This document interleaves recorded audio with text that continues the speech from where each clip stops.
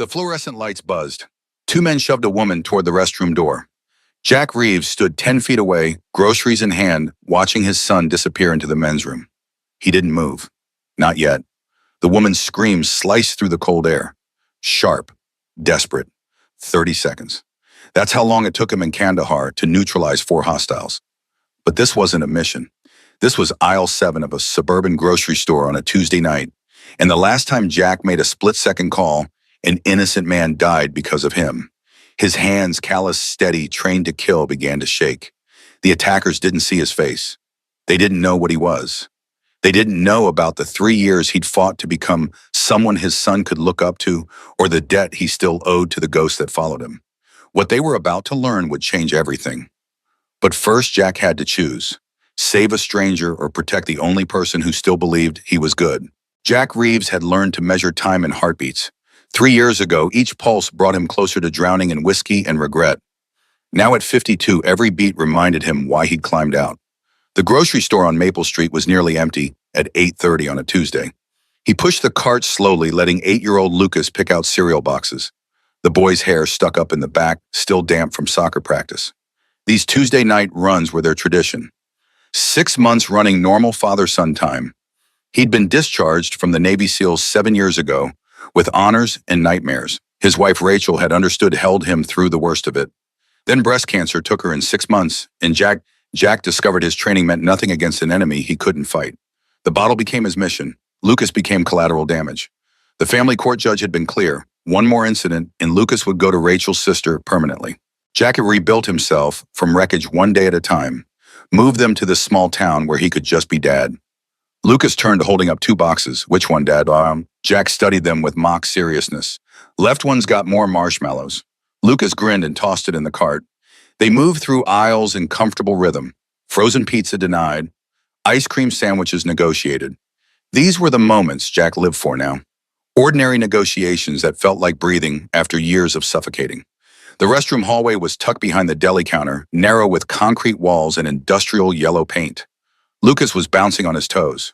"Go ahead. I'll wait here." The boy disappeared through the door, and Jack leaned against the wall. The fluorescent light flickered, reminding him of a Humvee's failing headlamp in Helmand Province. He closed his eyes, willing the memory away. Different country, different life, different man. He counted his breaths. In for 4 hold, for 7 out, for 8. Then he heard it. A woman's voice, raised in protest, cut off mid-word. The solid thump of a body hitting a wall. Jack's eyes snapped open. 2 men were dragging a woman toward the women's restroom 10 feet away. Movements quick and practiced. She wore a server's uniform. One man had her arm twisted. The other pushed open the restroom door. Professional, coordinated. Jack's mind cataloged details automatically. White male, 6'2" leather jacket. Hispanic male, 5'10", gym build. Both carrying, probably, knives. Jack froze. Every instinct screamed at him to move to neutralize the threat. 30 seconds, that's all it would take. But his feet stayed planted because Lucas was 15 feet away. Because the last time Jack let training take over without thinking he'd killed the wrong man. A shopkeeper in Kandahar who'd reached for his phone. Intel said hostile. Intel was wrong. The man had a daughter, 12 years old. Jack learned that during the inquiry that cleared him but couldn't clear his dreams. The woman screamed, sharp, desperate. The man with the leather jacket clamped a hand over her mouth, and they disappeared into the restroom. The door swung shut. The store's music continued its cheerful loop. Jack's hands were shaking now. That fine tremor from after firefights when adrenaline had nowhere to go. 30 seconds. He could end this or grab Lucas and walk away. Call 911 from the parking lot. Let someone else be the hero. The men's room door opened. Lucas emerged, grinning at some private joke. He saw his father's face, and the grin faded. Dad Jack saw himself through his son's eyes, frozen, pale hands clenched. Everything they'd built over 3 years balanced on his next choice. The woman screamed again, muffled, and Jack felt something crack inside him. He couldn't walk away. Rachel's voice was in his head, the last thing she'd said. "Promise me you'll teach him to be brave, not fearless." Brave. There's a difference. Jack met Lucas's eyes. "Stay here, don't move. If I'm not back in 1 minute, you run. Get the clerk. Call 911. Don't come looking for me. Understand?" Lucas nodded, eyes wide. Jack turned toward the women's restroom. His hands stopped shaking. The tremor vanished, replaced by cold mechanical calm. He was moving before doubt could root him in place. The restroom door was heavy commercial grade. Jack caught it before it could swing shut, easing it open in silence. Small space, 3 stalls, 2 sinks, hand dryer. The woman was on the floor, leather jacket kneeling on her back, hand over her mouth. The second man pulled duct tape from his pocket. Neither heard Jack enter. Classic mistake. Never assume you're the apex predator. Jack took 2 steps. Leather jacket registered movement too late. Jack's elbow caught the man's temple with surgical precision. Leather jacket went sideways, and Jack followed. Knee driving into the solar plexus. No air, no fight. The second man dropped the tape hand, going for his waistband. Jack saw the knife. Fixed blade, 4 inches, amateur grip. Jack closed distance, trapped the weapon hand, drove his forehead into the bridge of the man's nose. Cartilage crunched. Blood sprayed. The knife clattered. 15 seconds. Jack swept the man's legs, put him face down, knee between shoulder blades. Leather jacket was rising, hand going to his boot. Backup weapon. The woman scrambled backward. Stay down. Jack's voice flat, command clear. Leather jacket found his knife. Serrated and nasty. He came up fast. Jack had half a second to decide. Lethal or non-lethal? His body wanted lethal. Throat strike, crush the windpipe. But that was the old Jack who'd killed a shopkeeper. This Jack waited until the knife committed, stepped inside the attack, deflected, delivered a hammer fist to the jaw. Leather jacket dropped. 28 seconds. Jack was breathing hard. The man under his knee had stopped struggling.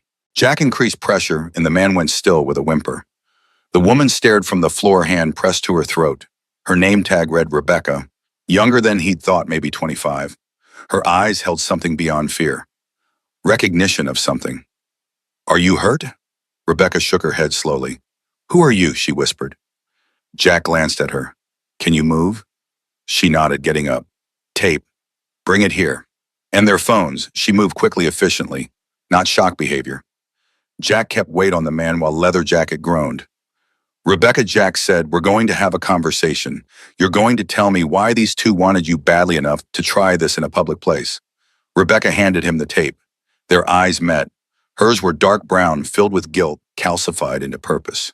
She knew these men. Jack taped both men's wrists and ankles. Efficient, secure. Who sent you? Neither answered. He sat back, wiping blood from his knuckles. The restroom was wrecked. Blood on floor, hand dryer hanging crooked. Rebecca stood with her back to the sinks, arms wrapped around herself, but her eyes were calculating, not scared. You have about 3 minutes before someone comes looking, Jack said. Police response time is 6 to 8 minutes. So decide, do you want to be here when they arrive? Rebecca's jaw tightened. Who are you? She asked again. Jack stood, rolling his shoulders. Someone who used to do things like this for a living. But that was a long time ago, and I'm just here buying groceries with my son. Your turn. Rebecca looked at the men on the floor, then back at Jack. My father, she said. They work for the man who killed my father, and they know I've been talking to the FBI. Jack felt ice water flood his veins. FBI. Organized crime. Professional silencing attempt, which meant more would come. Jack thought about Lucas waiting in the hallway, about the life he'd built. All of it about to come apart. Listen carefully, Jack said, voice dropping into command register. These two aren't the problem. The problem is whoever sent them. When they don't report back, more will come. Better trained, better equipped. You need to disappear. Right now, tonight. Do you have somewhere safe? Rebecca shook her head. There's a bus station 3 blocks north, he said. Buy a ticket with cab, at least 2 states away. Ditch your phone, no credit cards. Don't contact anyone. Understand? Rebecca hesitated, then pulled out a crumpled business card. FBI Special Agent Connor Mitchell. Tell him Rebecca sent you. Tell him about Walter Kent. Jack pocketed the card. Thank you, she said, raw and genuine. Then she was gone. Jack was alone with 2 semi-conscious attackers. He pulled out his phone, dialed 911, gave bare facts. 2 men attempted assault Morton's grocery on Maple Street. Suspect secured, then hung up before she could ask his name. He stepped into the hallway. Lucas was pressed against the wall, face white, eyes huge. Jack's heart cracked. This was exactly what he'd spent 3 years preventing. But through the store's front windows, Jack saw what he'd been dreading. A black SUV pulling into the parking lot, moving too fast. No headlights. 3 men climbed out, moving with purpose. Not here for groceries. Jack grabbed Lucas's arm. We need to leave right now, out the back. Lucas's voice was small. Dad, what's happening? Jack pulled his son toward the rear exit, something I should have dealt with a long time ago. The back exit opened onto a loading dock. Jack could hear sirens, distant but approaching. Good. Police would find the two in the restroom. Maybe slow the SUV, maybe. Jack and Lucas hit the parking lot running, heading for his battered Ford F-150. Keys out. Engine starting before Lucas had his seatbelt fastened. Dad, Lucas started. Not now, buddy. I promise I'll explain. But right now, trust me and stay quiet. Can you do that? Lucas nodded, jaw set. Brave. Jack threw the truck into reverse tires, squealing. 2 blocks away, Jack saw the SUV in his rear view. It had circled around, smart, persistent. The SUV accelerated, closing distance. Jack's truck was older, heavier, less maneuverable. But he knew these streets. The SUV was faster straight. But Jack didn't plan on going straight. He took a hard right onto Oakwood, the truck protesting. Lucas grabbed the door handle, eyes wide but silent. Good kid. Jack knew where he was going, the old quarry on the east side. Closed for 2 years. The road up was gravel narrow, full of switchbacks. The SUV's low profile would be a disadvantage. He pushed the accelerator down. 50 past 60. Too fast for residential streets, but Jack had run out of options. The SUV matched their speed 3 car lengths back. The driver was mid-30s, focused, professional. Not emotional, just doing a job. Lucas's voice cut through engine noise. Dad, are we going to die 8 years old, learning the world had teeth? Jack kept his eyes on the road. No, I'm not going to let that happen. The turnoff to the quarry appeared. Jack yanked the wheel and the truck fishtailed onto gravel. Loose stones pinging steering wheel, fighting his grip. 4-wheel drive engaged. In the mirror, the SUV took the turn and started to slide, but the driver was good. The SUV straightened and kept coming. The quarry road climbed switchbacks tighter. Jack took each turn faster than smart. The SUV was losing ground. Low clearance scraping on rocks. Not enough. Jack saw it ahead. The old access gate, closed and chained, rusted chain, brittle gate, worth a shot. Jack aimed for center, accelerated. Lucas braced. The impact was tremendous. Metal shrieking as the gate tore from hinges. The chain snapped. The truck bucked and Jack fought to keep them on the road. Behind them, the SUV slowed, unwilling to risk the same. The hesitation bought 20 seconds. The quarry was a massive limestone bowl, 100 feet deep. The road ended at an overlooked platform, nothing but air beyond. Jack slammed brakes, sliding to a stop 10 feet from the edge. No way forward. No way out except back where the SUV was cresting the final turn. Jack killed the engine. Grab Lucas. Out. Stay behind the truck. Do not move unless I tell you. They tumbled out into cold night air. The quarry smelled like stone dust and old rain. The SUV's headlights swept across them. 3 men climbed out, coordinated, better equipped. The lead man had a gun visible in a shoulder holster. The other 2 spread out, flanking. Jack stepped away from Lucas, putting himself between his son and the threat. Empty hands, no phone, no weapons, no plan, except buy time and hope Lucas could run if it went wrong. The lead man stopped 20 feet away, outside hand-to-hand range. Smart Commander Reeves, the man said, calm voice, southern accent. That's a name we hadn't expected tonight. Jack's blood turned to ice. They knew who he was, knew his rank. This was targeted. I don't know what you think you know, Jack said, but you've made a mistake. Walk away now, the lead man smiled without warmth. I'm afraid we're past that point. You interfered with a sanctioned operation. You made yourself relevant. That's unfortunate, but it is what it is. Sanctioned, not mob hitmen, something government adjacent. Jack's mind raced. If these men had institutional backing, this was bigger, darker. Let the boy go, Jack said. Whatever this is about, he's not part of it. He's 8 years old. The lead man glanced at Lucas. That's exactly why we can't.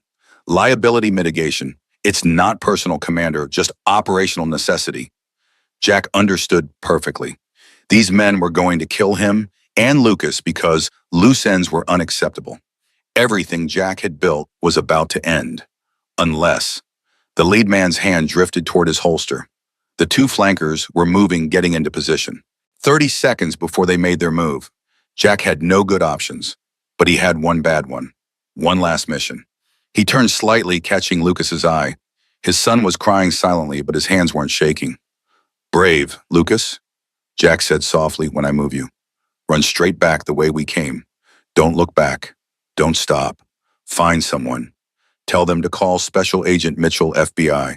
Say Rebecca sent you. Understand, Lucas's voice was a whisper. Dad, no. Jack cut him off. I love you, buddy. Every single day of the last 3 years, you've been the reason I kept going. I need you to be brave one more time. Can you do that for me? Lucas nodded, tears streaming. The lead man was giving orders, but Jack wasn't listening. He was counting heartbeats, measuring distances. 3 men, 3 weapons, 20 feet against a 52-year-old construction worker with 3 years of rust. But Commander Jack Reeves wasn't dead. He'd just been sleeping. Jack moved. He didn't go for the lead man. That was expected. Jack sprinted left toward the flanker. The man's hand was halfway to his weapon when Jack closed distance. Straight tackle, and they went down hard. Jack drove his elbow into the man's throat. Felt cartilage give. The gun clattered into darkness. Jack grabbed gravel and threw it at the second flanker's face. Bought 2 seconds. The lead man had his weapon out, tracking, trying for a clean shot. But Jack was moving, rolling, using the downed man as cover. The lead man hesitated, didn't want to hit his own guy. That hesitation cost him. Jack came up with the downed man's Glock. Muscle memory took over. Sight picture, breath control, trigger press. The shot echoed. The lead man staggered, hit center mass. He went down. The second flanker cleared his vision, bringing his weapon up. Jack fired twice. Both connected. The man crumpled. 3 seconds, 3 targets, 3 shots. Just like training, except his hands were shaking now. The gun feeling 50 pounds. Jack stood on unsteady legs, weapon raised, sweeping for threats. Nothing. The quarry was quiet except for ragged breathing and Lucas sobbing. Jack lowered the gun, let it fall. His hands were sticky with blood. He turned. Lucas was still there. Hadn't run. Brave, stubborn kid. Jack crossed the distance and pulled his son into his arms. Lucas clung to him, shaking, crying into his shoulder. Jack held him, one hand cupping his son's head, the other wrapped around small shoulders. I'm sorry, Jack whispered. I'm so sorry. You had to see that. They stood there while sirens wailed in the distance. Someone had heard the shots. Police were coming.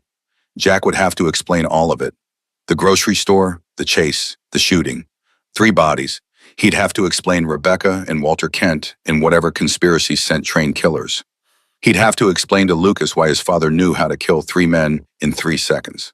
But for now, Jack just held his son and felt the weight of what he'd done, what he'd had to become again. The police arrived with lights and noise and shouted orders. Jack released Lucas, slowly raised his empty hands. My name is Jack Reeves, he called out. Former Navy SEAL, 3 hostiles down, no civilians injured. I need to speak with FBI Special Agent Connor Mitchell. It's about Rebecca and Walter Kent. Officers approached cautiously, weapons drawn. Jack stood perfectly still. Lucas pressed against his side. One officer cuffed him. Standard procedure. Another checked the 3 men calling for ambulances. A third talked into his radio about multiple casualties in Federal Liaison. They separated Jack from Lucas. That hurt worse than any injury. Lucas was crying, reaching. Dad? Jack met his son's eyes. It's okay, he said, trying to sound calm. I'm not going anywhere. I promise we're going to be okay. They put Lucas in one patrol car, Jack in another. Through the window, Jack could see his son's pale face, 8 years old, too young for any of this. Too young to learn his father was capable of killing. The drive to the station was silent except for radio chatter. This town had been a refuge. Now it was a crime scene. The station processed Jack with weary respect. Fingerprints, photos holding cell. They left the cuffs on. He just killed 3 men. Protocol demanded caution. 2 hours passed. Jack sat on the bench and tried not to think about Lucas alone, probably being questioned. Finally, the door opened. A man in a dark suit entered. Early 40s, tired eyes. Commander Reeves, he said. Jack stood. The man waved him down. Special Agent Connor Mitchell, FBI. We've met before. Task Force 7 Kandahar, summer of 2013. Jack searched his memory. Mitchell smiled slightly. Junior liaison. You pulled me out when things went sideways. You told me I looked like an accountant. That sparked something. A firefight. A frightened analyst. The accountant who couldn't work his safety, Jack said. Mitchell nodded. I got better. You saved my life. Jack wasn't sure where this was going. Is this about Rebecca? Mitchell pulled out a chair. It's about a lot of things. Rebecca Wright is in protective custody. She called from Harrisburg. Told me what happened. He paused. Edmund Wright was her father, retired accountant DOJ. Stumbled onto something he shouldn't have. A contract enforcement arm operating inside the U.S. Technically legal under obscure counterterrorism statutes. Practically a hit squad. Wright collected evidence. They killed him. Made it look like a heart attack. Rebecca's been finishing what he started. Mitchell slid a folder across the table. Photos, documents, organizational charts. High-level officials. Defense contractors. Intelligence brass. This got those men sent after her. And you, Jack, studied the documents, pieces clicking. They knew who I was. How Mitchell's expression darkened. You were on a list. Former operators with specific skill sets who'd left under less than ideal circumstances. Your name was flagged 3 years ago during those court proceedings. Someone high up took interest. Jack felt cold rage. They've been watching me. Mitchell nodded. And when you interfered tonight, you became a problem. The 3 men at the quarry were cleanup. Permanent. Jack closed the folder. What happens to Lucas? That was the only question that mattered. Mitchell met his eyes. That depends on you. We need your testimony. With your statement and Rebecca's evidence, we can pull this apart, but it'll take time and it'll be dangerous. These people don't leave loose ends, Jack understood. Cooperate, become a witness, put himself and Lucas in crosshairs, or refuse. Hope whoever was behind this decided he wasn't worth the trouble. Neither option was good. What kind of protection, Jack asked. Mitchell's answer was immediate. Witness protection, full relocation, new identities, new location. Federal marshals until trials are over. It's not perfect, but it's the best we can offer. New identities, new life. Everything Jack and Lucas had built, gone. The house, the school, the Tuesday night runs, all erased. Jack thought about Lucas's face, pale and scared. Thought about Rachel's grave he visited every Sunday. Leaving meant abandoning all that, but staying meant risking Lucas's life. That wasn't a risk Jack could take. I want to see my son, Jack said. I want to talk to him before I decide. Mitchell stood. He's with a social worker now. But yes, and Commander, I think you did the right thing tonight. Not the easy thing, the right thing. They brought Lucas to a small conference room. The boy's eyes were red, but he wasn't crying now. He ran to Jack. Jack held his son, memorizing the weight of him, the way his hair smelled like cheap shampoo and soccer field grass. Are you okay? Lucas asked. I'm okay, Jack said. Are you? Lucas pulled back. Those men, you killed them. Not a question, just a statement. Jack wanted to lie to soften it, but he'd promised himself no more lies to Lucas. Yes, Jack said, because they were going to kill us, and I couldn't let that happen. Lucas was quiet. In the truck, you told me to run, but you weren't going to run. You were going to stay and fight so I could get away. Jack's throat tightened. Yes. Another silence. Mom told me once that you saved people that before I was born, that was your job. Jack remembered that conversation. Rachel explaining to 5-year-old Lucas why Daddy had to go away sometimes. That's right, Jack said. That was my job. Lucas nodded slowly. And tonight, that woman and me, you were doing that job again. Jack wanted to explain it was more complicated. But looking at his son, trying so hard to make sense of something senseless, Jack chose his words carefully. Tonight I protected people who couldn't protect themselves. That's all I ever tried to do. Sometimes I made mistakes. But tonight I did what I had to do to keep you safe. Lucas thought about that. Are we in trouble? So direct, so practical. We're safe right now, Jack said. There are people who will help us stay safe, but things will change. We might have to start over somewhere new. I know that's scary, but I promise I'll be with you. Whatever happens, we'll handle it together. Lucas was quiet for a long time. Then will we still do grocery shopping on Tuesdays? The question broke Jack's heart. Of all the things they might lose, Lucas was worried about their tradition. I don't know, buddy, Jack said honestly. But wherever we end up, we'll find new traditions, new normal things that are just ours, I promise. Lucas nodded. Then he looked up with eyes too old for 8. Dad, those men you fought, were they bad people, Jack considered. In his old life, enemies had been clear-cut. Tonight's enemies had been American citizens, possibly under government authority. But Lucas needed an answer he could understand. They were people who made bad choices, Jack said. They were trying to hurt innocent people, and they were going to hurt us too, covered up. So yes, they were bad people doing bad things. Lucas seemed satisfied. Okay, I'm glad you didn't let them hurt us. Jack pulled his son close. Me too, buddy. Agent Mitchell returned with paperwork. Witness protection would begin immediately. Safe house short term while arrangements were finalized. New names, new backgrounds, marshals until trials concluded. Months, maybe years. Jack signed papers, asked questions, made sure Lucas's education would continue, that counseling would be available. The mechanics of disappearing were complex, every connection severed, every routine abandoned. They couldn't tell anyone where they were going. Rachel's sister would get a call saying they were fine but couldn't be contacted. School would be told they'd moved. The house would be sold by a third party. Everything tied off cleanly. It was efficient, necessary, and it felt like dying. They left the station before dawn in an unmarked sedan with two marshals. Lucas fell asleep against Jack's shoulder. Jack stared out the window as the town slipped past. The grocery store cordoned with police tape, their trucks still at the quarry. Their house, Lucas's room with his posters, the kitchen where Jack had learned to cook, sober the backyard with tomatoes that would never be harvested. All left behind. Jack felt the weight pressing down. He'd wanted so badly to be normal. But the war he thought he'd left had been waiting all along. The safe house was anonymous ranch style in a suburb 2 states over. Bland neutrals, serious security system. The marshals showed them panic buttons, explained protocols. Lucas took it in with wide eyes. This was an adventure to him, or trying to be. Children were resilient. Jack was grateful. When the marshals left them alone, Jack made breakfast. Scrambled eggs and toast, simple and familiar. They ate in silence. The kitchen had a window looking out on a backyard that wasn't theirs. Everything starting over again. Finally, Lucas spoke. What do we do now? Jack set down his fork. We live. We stay safe. We help the good guys. And we figure out what comes next. One day at a time. It sounded like an AA slogan, but it was all Jack had.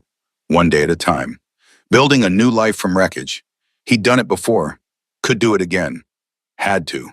Because giving up wasn't an option. Jack looked at his son pushing eggs around his plate. You okay, buddy? Lucas shrugged. I miss home. The words carried the weight of everything they had lost. Jack nodded. Me too. But we'll make this place home. It'll take time, but we will. Remember how bad things were 3 years ago? Look how far we came. We can do it again. Lucas looked up, something in his eyes. Not quite hope, but maybe the beginning. Promise. Jack reached across the table, put his hand over his son's. Promise, we're gonna be okay. Different than before, but okay. I've got you and you've got me. That's all we need. It was a promise he couldn't guarantee, but it was what both needed to believe. Jack said it like it was true, and Lucas accepted it. They finished breakfast. Clean dishes. Jack showed Lucas the bedroom, bigger than his old room window facing east. Lucas explored cautiously. It's nice, he said, not enthusiastic, but accepting. 8 years old, learning to make the best of circumstances, so much like his mother. 3 months after that night, Agent Mitchell called with news. Grand jury handed down indictments this morning. 15 people, including 2 congressmen and a deputy director at DOD. We're executing warrants now. It's going to be a media circus, but the core conspiracy is broken. Jack felt something unclench, and Rebecca Mitchell's voice warmed. She's good. Testifying this week, then relocating. She asked me to thank you. Said you saved her life. Jack thought about the woman in the grocery store. She would have done the same. Mitchell laughed. Maybe. But you're the one who actually did it. The trials will start in 6 months. You'll need to testify probably multiple times. But after that, assuming convictions, you and your son can choose. Stay in the program or return to your old identities. Return to their old identities. Go back to that town, that life. Jack tried to imagine it and couldn't. Too much had changed. Lucas had a new name now, new friends. Jack had a new job. Going backward felt impossible. Maybe they'd stay Christopher and Chris Mason. Maybe they'd find a third option. That was for later. For now, Jack said thank you and hung up. He stood in the kitchen of a house starting to feel like home. Lucas was at soccer practice. Dinner needed planning. Normal father stuff. Jack smiled. He could do this, one day at a time. A year passed, then another. The trials concluded with convictions. The conspiracy was exposed. Key players imprisoned. Rebecca started a foundation in her father's name. Mitchell got a promotion. The world moved on. Jack and Lucas Christopher and Chris Mason now legally and permanently stayed in their adopted town. Lucas grew, 10 years old then, 11. He played soccer, learned guitar, brought friends home who knew nothing about Navy SEALs or shootouts. Sometimes Jack caught him looking thoughtful, knew he was remembering, but mostly Lucas was just a kid, which was all Jack had wanted. Jack kept working in construction, saved money, and attended AA meetings. 3 years had become 5, heading toward forever. He visited Rachel's grave once a year, bringing flowers as telling her about Lucas's achievements. The grave never answered, but Jack didn't need it to. The conversation was with his memory of her, with the version of himself that had loved her and failed her and ultimately honored her by becoming the father she'd wanted. It was enough, more than enough. On a Tuesday evening, 5 years after that night, Jack and Lucas stood in the cereal aisle of their local store. Different store, different state, different life. But the routine was the same. Scanning boxes, debating sugar content, negotiating. Lucas was 13 now, all gangly limbs. He grabbed a box, tossed it in the cart. Jack raised an eyebrow. That's got more sugar than actual grain.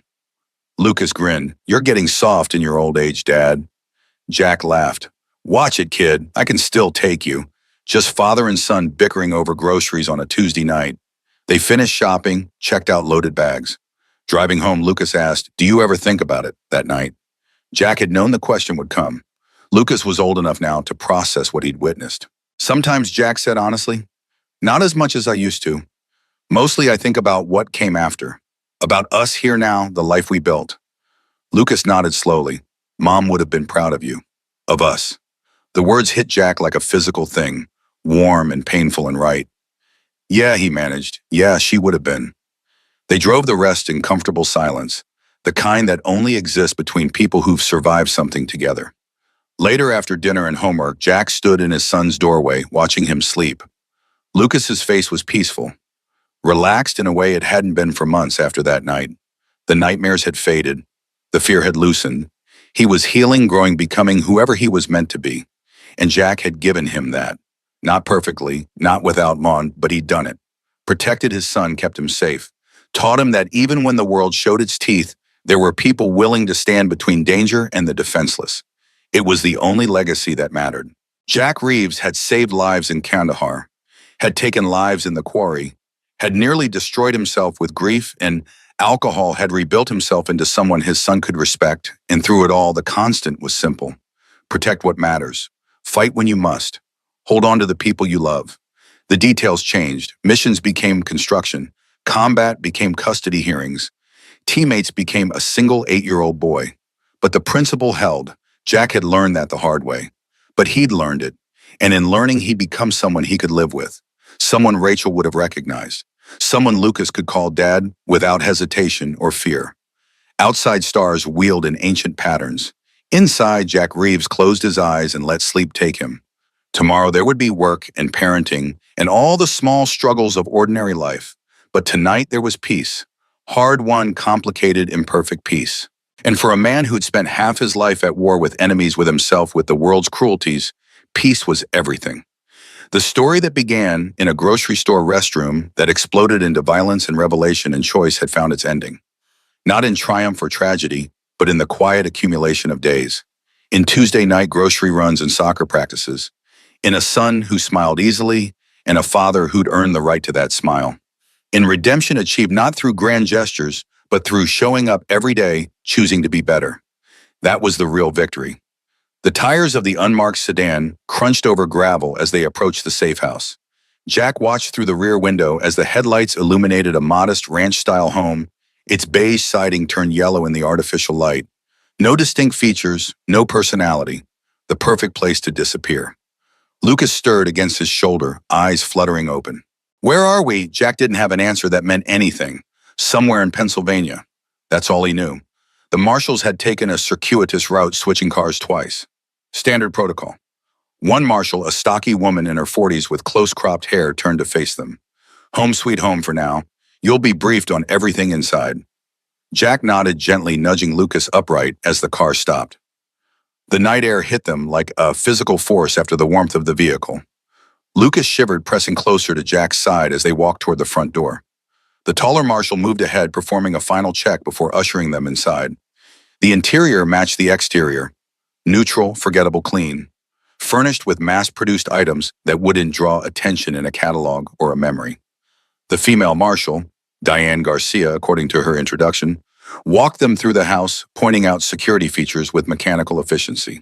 Panic buttons in every room, direct line to the local field office, reinforced doors and windows. The fence around the backyard was higher than standard, topped with privacy screens. No one would see them coming or going. Lucas trailed behind, touching nothing, saying less. His eyes cataloged everything with an intensity that squeezed Jack's heart. 8 years old and already learning to assess escape routes, security vulnerabilities. The instinct to protect a child warred with the reality of what that protection now required. By the time the tour finished in the kitchen, Lucas was swaying slightly with exhaustion. Jack guided him to the larger of 2 bedrooms.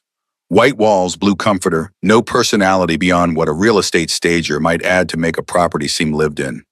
Lucas climbed onto the mattress without bothering to change, curling onto his side. Jack eased off the boy's sneakers, pulled a blanket over him. Lucas's eyes remained open, fixed on his father's face. "Will the bad men find us here?" The question hung between them like smoke. Jack wanted to lie, to offer the absolute certainty that every child deserves. But he'd already broken too many promises. "They're very good at hiding people, Lucas. That's their job, and I'm very good at keeping you safe. That's mine." The answer seemed to satisfy Lucas, whose eyes finally closed. Jack returned to the kitchen, where the marshals waited with a folder of documents. "What happens tomorrow?" he asked. Diane Garcia slid the folder across the table. "Tomorrow you both cease to exist. Christopher and Chris Mason will be born instead. Everything from your driver's license to your son's school records. Learn it, live it, forget who you were." They explained the rules in clinical detail. No contact with anyone from their past lives. No social media, no distinctive habits or hobbies that might identify them. Never mentioned specific details about their history. A cover story had been created. Widower from Seattle construction worker relocated after a workplace injury for a fresh start. It would be weeks before the new identification would be fully established, months before they'd be moved to a more permanent location. In the meantime, they would remain here isolated, preparing for their new existence. The marshals would stay in the attached garage apartment, always present, always watching. For protection, they emphasized, though, the subtext was clear, to ensure compliance as well. When they finally left Jack alone, he sat at the kitchen table, staring at the documents that outlined the death of Jack Reeves and the birth of Christopher Mason. His fingers traced the edges of a fabricated birth certificate, a forged high school diploma, employment records for jobs he'd never worked. The photograph showed his face but belonged to someone else. Outside, the sky had begun to lighten navy blue, fading to gray. Jack hadn't slept in over 24 hours. His muscles ached from tension and exertion. His mind replayed the events at the quarry in vivid, blood-soaked detail. 3 lives ended by his hand. Necessary, unavoidable, but the weight of it pressed against his chest like a stone. He walked to the living room window, parting the blinds with 2 fingers to watch dawn break over an unfamiliar neighborhood. Neat houses with trimmed lawns. A bicycle left carelessly in a driveway. A sprinkler system activating with mechanical precision. Normal life continuing without pause while his own had been severed completely. Jack wondered if Rachel's sister had been notified, yet if she stood in her kitchen right now, coffee growing cold, as she tried to understand the cryptic message about her nephew's safety. If Lucas's teacher was marking him absent, wondering if he had the flu. If the tomato plants in their garden would wither without water. All the small, everyday connections that anchored a life cut loose in a single night. The floor creaked behind him. Lucas stood in the hallway, hair flattened on one side, eyes puffy from too little sleep. Jack crossed to his son, kneeling to eye level. "Hey, buddy, how about some breakfast?" Lucas's gaze drifted to the window, to the neighborhood beyond. "Is this where we live now?" Jack guided him to the kitchen, searching through unfamiliar cabinets until he located cereal bowls, spoons. The simple act of preparing breakfast created an island of normalcy in the sea of strangeness. Jack poured milk that someone had stocked in the refrigerator, pushed the bowl toward Lucas. "Eat something. We've got a lot to talk about." Lucas took mechanical bites while Jack explained in simplified terms what would happen next. New names, new town eventually, new school, new start. With each detail, Lucas's shoulders hunched further, spoon moving slower between bowl and mouth. Jack reached across the table, covering his son's small hand with his own. "I know it's a lot. I know it's scary, but we're together. That's what matters." Lucas looked up, eyes swimming with tears that didn't fall. "But what about Mom?" Jack felt the question like a physical blow. "We can't visit her grave anymore. No more Sunday afternoons with flowers and one-sided conversations. No more tangible connection to the woman who had bound them together. We'll remember her, Jack said finally, every day, in everything we do. No one can take that away, not even the people who want to hurt us. Lucas nodded a jerky motion that betrayed his effort to be brave. I want to call her Rachel instead of Mom when I think about her, so I don't forget her real name. The unexpected practicality of this broke Jack's heart anew. He'd been so focused on physical safety on logistics and threat assessments that he'd overlooked how Lucas would process the emotional reality of their situation. Yes, Jack agreed, swallowing around the tightness in his throat. That's a good idea. Lucas returned to his cereal, the matter settled in his 8-year-old mind. Jack marveled at his resilience even as he mourned the necessity of it. Children shouldn't need to be resilient in this way. They shouldn't need to create memory systems to hold on to their dead mother's names. After breakfast, they explored their temporary home more thoroughly. The backyard was small but private, fenced with solid wooden panels that revealed nothing to neighbors. A covered patio housed a weathered table and chairs. Inside, the spare bedroom had been set up as an office with a desktop computer Garcia had explained was secure but monitored. Every call, every search, every email would be tracked. They found a small collection of children's books on a shelf, toys in a bin that Lucas was too old for. The kitchen was stocked with basic provisions enough to last several days. Everything carefully selected to be adequate but impersonal. Nothing that might trigger recognition or attachment. They were expected to fill this blank slate with a new life manufactured from nothing. By mid-morning, exhaustion caught up with Jack. He settled Lucas with a book and stretched out on the living room sofa, intending to rest for just a moment. When he woke, the quality of light had changed, the afternoon sun slanting through the blinds. Lucas sat cross-legged on the floor, methodically organizing the toy bin by type and size. I used to do that with my action figures, Jack commented, voice rough from sleep. Lucas didn't look up, hands continuing their sorting work. Did Christopher Mason do that too? Or just Lucas Reeves? The question knocked the air from Jack's lungs. How quickly his son had grasped the fundamental challenge of their new reality, separating who they had been from who they must become. They're saying we're the same people, just with different names. But that's not really true, is it? Lucas continued. Because Lucas Reeves has a dead mom named Rachel and lives in a house with a swing set and has a best friend named Miguel. Chris Mason has a dead mom with a different name and lives here and doesn't have any friends yet. Jack slid from the sofa to the floor, joining Lucas amid the scattered toys.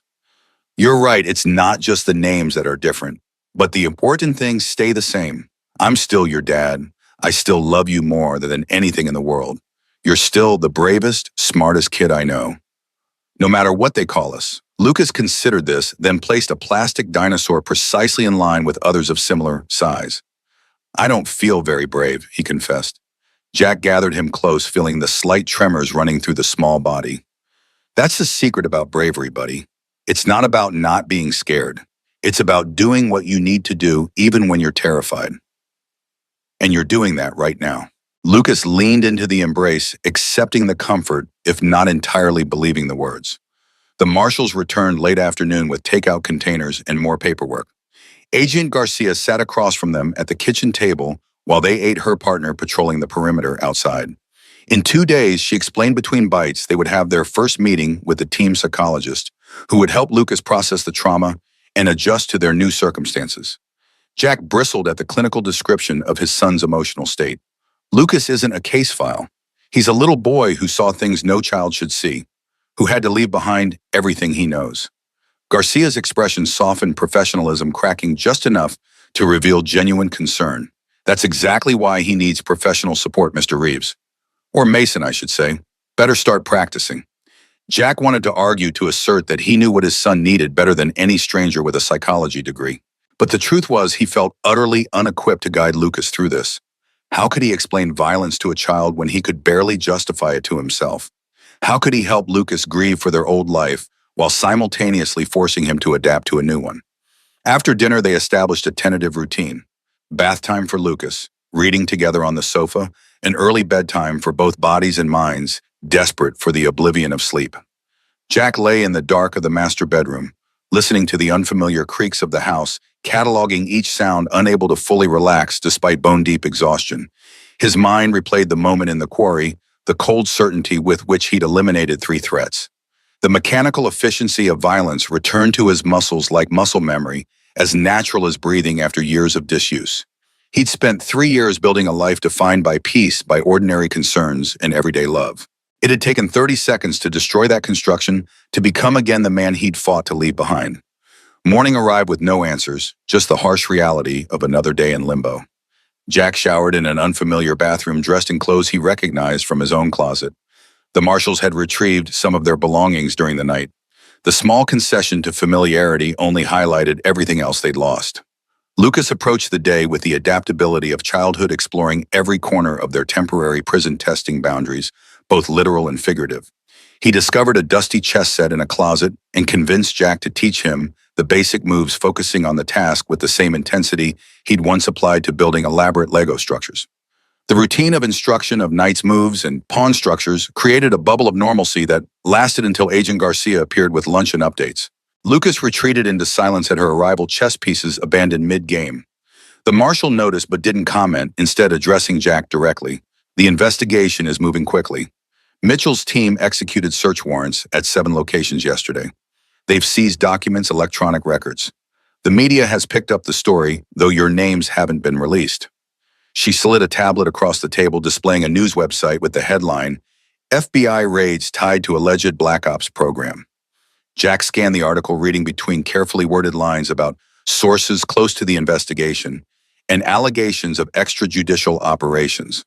The piece mentioned multiple casualties at a location in rural Pennsylvania, but provided no details about the quarry confrontation or Jack's involvement. The journalists clearly knew more than they were writing, constrained by official statements and legal concerns. Garcia retrieved the tablet before Lucas could see it. You should prepare yourself. This will be a major case. High-profile defendants with powerful connections. The trial phase could last years. Jack absorbed this understanding, the implications. Years of testimony. Years of living as Christopher Mason. Years before Lucas could reclaim anything resembling a normal childhood. That afternoon, a package arrived containing workbooks and educational materials for Lucas, an interim solution until more permanent schooling could be arranged.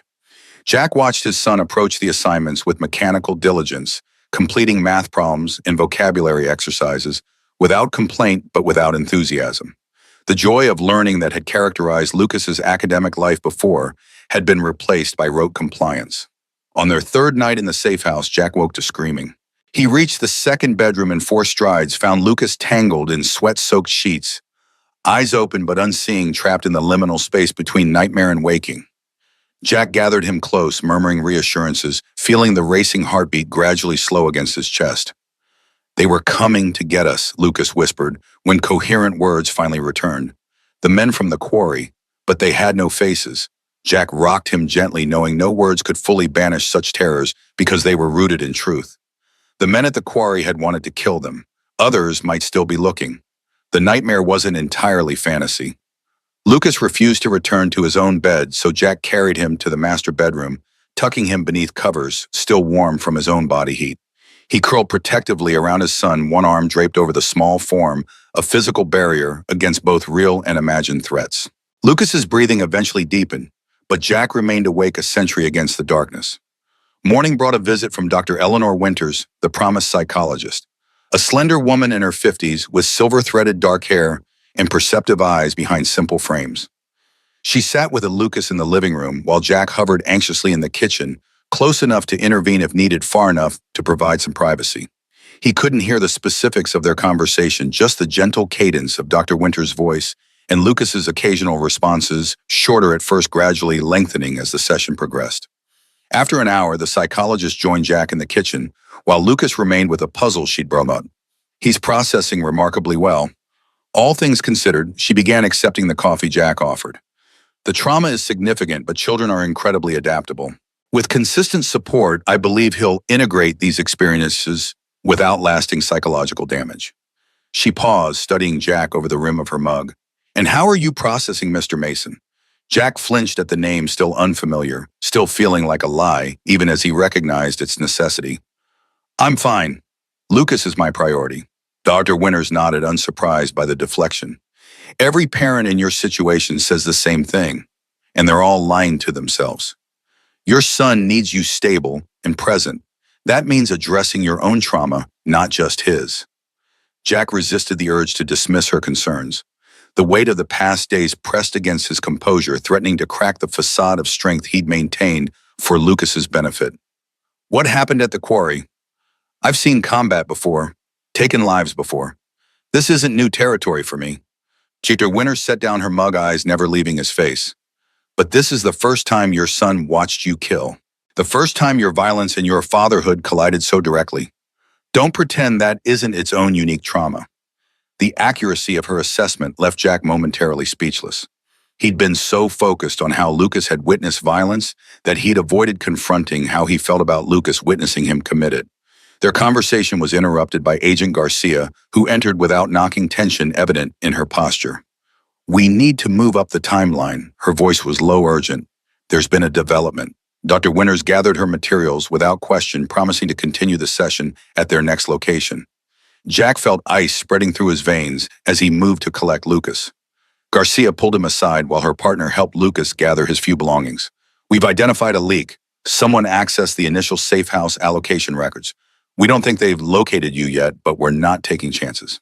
Jack processed this, the professional part of his brain, calculating threat levels and response options, while the father in him fought rising panic.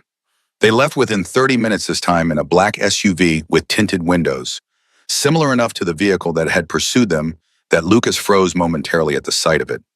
Jack lifted him into the back seat, buckling him in with steady hands that belied his internal turmoil. It's okay, buddy. These are the good guys, remember? Lucas nodded, unconvinced, but trusting his father's judgment. The SUV pulled away from the safe house, following a route that seemed deliberately circuitous. Jack maintained situational awareness from habit, noting turn sequences, watching for signs of surveillance or pursuit. In the front passenger seat, Agent Garcia made calls on a secure line, her voice too low to overhear specific details. They drove for hours, crossing state lines, stopping only for fuel at prearranged locations where they didn't exit the vehicle. Lucas dozed intermittently, exhausted by stress and the monotony of travel. Jack maintained his vigil, dividing attention between the passing landscape and his son's sleeping face, searching both for signs of danger. Late afternoon found them approaching a small town whose welcome sign proclaimed, Lakewood, a place to call home. Population 6213. The irony wasn't lost on Jack. They turned onto progressively smaller roads until reaching a development of modest homes on the outskirts of town. The SUV slowed before a single-story house with white siding and blue shutters, more distinctive than their previous safe house, but still unremarkable in its middle-class normalcy. This is more permanent, Garcia explained as they parked in the attached garage door, closing behind them before they exited the vehicle. The community's been vetted. Cover story is in place. You're already registered in local systems. Utilities, property tax. Christopher Mason exists here. Jack felt the weight of the name settling onto his shoulders, a mantle he must now wear convincingly or risk everything. The interior of the house surprised him, furnished not with the generic pieces of the safe house, but with items that might genuinely belong to the fictional Christopher Mason. Family photos on the wall showed Jack and Lucas clearly digitally altered to place them in locations they'd never visited, with backgrounds suggesting a life in Seattle. School certificates for Chris Mason, Little League trophies, a fishing rod mounted above a stone fireplace. Lucas wandered through the space, touching objects that supposedly belonged to him, but that he'd never seen before. A backpack with his new name embroidered on the front. Books on shelves that matched reading levels and interests similar to his own. In his bedroom, a comforter featuring dinosaurs. A passion Lucas had developed the previous year. Who did all this, Jack asked, unsettled by the thoroughness of the fabrication. Garcia's expression remained neutral. We have teams that specialize in establishing identities. The more realistic the environment, the more quickly you both adapt. The more convincingly you live your cover. They spent the evening learning the layout of the house, reviewing documentation about their new community. Lucas would start at Lakewood Elementary in 3 days, entering third grade mid-semester with a backstory about his father's job relocation following his mother's death 2 years prior. Jack would begin work at a local construction company where the owner had been briefed on the bare minimum, that Christopher Mason was under protection for reasons that couldn't be disclosed. After Lucas finally succumbed to sleep in a bedroom decorated for a child who didn't exist, Jack sat on the back porch, staring into the darkness of an unfamiliar yard. Agent Garcia joined him, passing a mug of coffee that smelled stronger than the bland brew from the safe house. I know this is surreal, she said after a moment. The fake photos, the manufactured life, it helps in the long run, even if it feels wrong now. Jack cupped the mug between his palms, absorbing its warmth. When I was deployed, I had multiple cover identities. Different names, different backgrounds. I could slip into them like changing clothes. He took a sip, the coffee bitter and bracing. But this is different. I'm not just pretending for a mission duration. I'm erasing Jack Reeves permanently. And I'm asking my son to do the same thing. Garcia considered this face half illuminated by light spilling from the kitchen window. Children adapt better than adults. In 6 months, Chris Mason won't feel like a fake name to your son. It'll just be who he is. The transition is harder on the parents. Always. Jack wondered how many families she had shepherded through this process, how many identities she had midwifed into existence. The marshals departed the next morning, leaving behind emergency contact protocols and a schedule of check-ins. Their protection would continue, but at a distance. Surveillance teams rotated through the neighborhood unmarked and unobtrusive. Jack and Lucas were officially on their own, expected to begin integrating into their new community immediately. Jack drove Lucas around town in a Honda Accord that apparently belonged to Christopher Mason, complete with service records and insurance documentation. They located the elementary school, the grocery store, the park with a baseball diamond where Little League games were played on weekends. Lucas observed everything through the passenger window face, serious absorbing details like intelligence to be analyzed later. They stopped for lunch at a diner on Main Street, sliding into a vinyl booth beneath faded photographs of local landmarks. Lucas studied the children's menu with unusual concentration, as if making the perfect selection might somehow stabilize their shifting world. A waitress approached, smile professional but eyes curious. Newcomers were clearly notable in a town this size. "Welcome to Lakewood," she said, setting water glasses on the table. "I'm Maggie. You folks just move in." Jack felt Lucas tense across from him, their cover story facing its first test. "We did?" Jack confirmed, summoning a smile that felt wooden. "I'm Christopher. This is my son, Chris. We're from Seattle originally." Lucas remained silent, eyes fixed on his placemat. Maggie continued chatting as she took their order, offering tidbits about local events and recommendations for services. Each question about their background was a potential trap, requiring Jack to recall details from the dossier without hesitation or contradiction. By the time she left to place their order, sweat had gathered at his hairline despite the diner's aggressive air conditioning. "You did good, buddy," Jack said quietly when they were alone. Lucas shrugged, tracing the outline of a cartoon character on his placemat with one finger. "I didn't say anything. That's okay too. Sometimes saying nothing is the right move until you're comfortable." Lucas looked up, expression too serious for his age. "I don't think I'll ever be comfortable being Chris Mason. The name feels wrong in my mouth, like when you try on someone else's shoes."